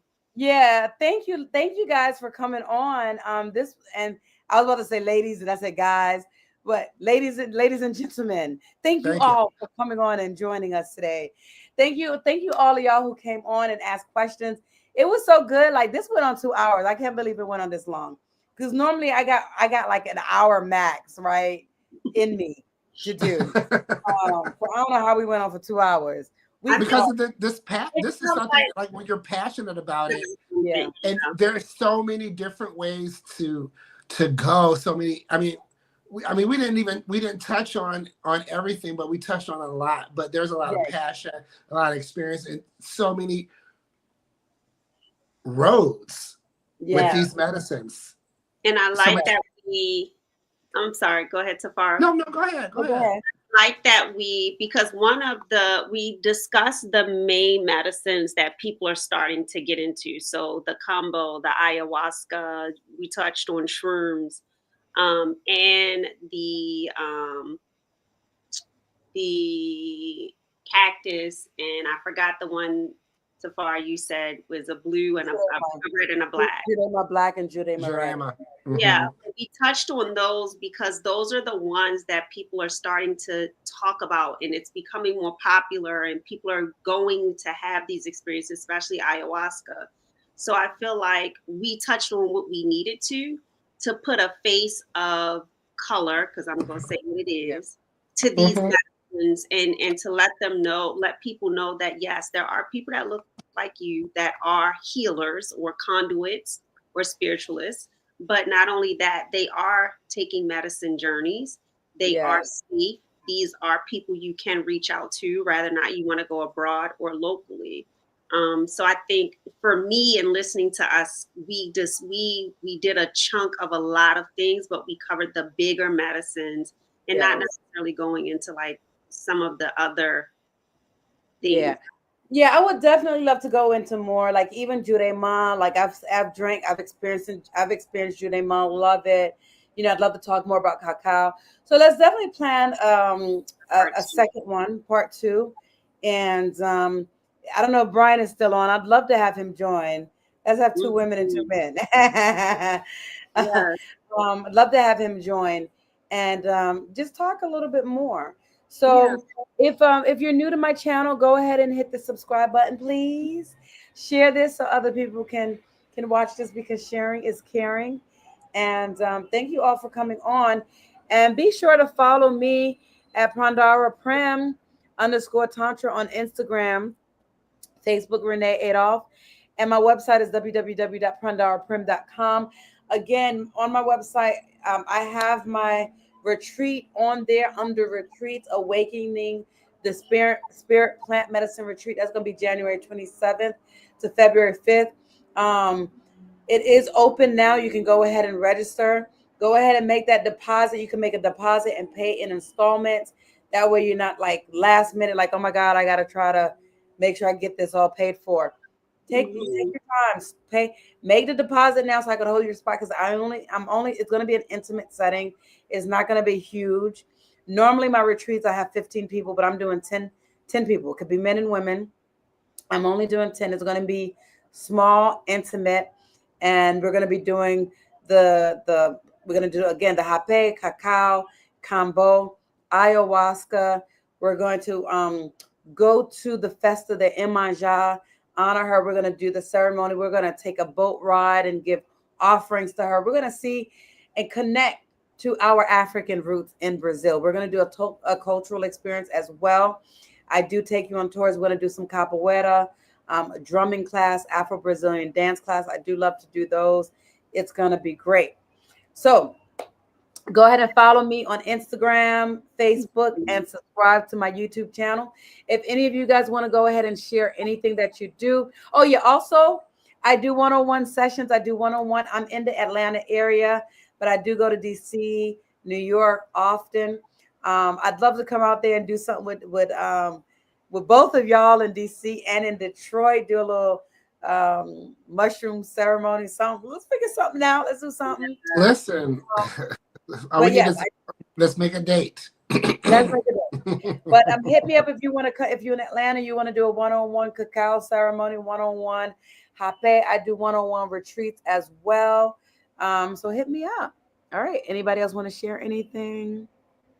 Oh yes, sure. Miriam. I have to come to New York. I'm gonna plan New York and do a workshop in New York. I did one a long time ago, but it's time for another one. Okay, go ahead. I do a very quick infomercial.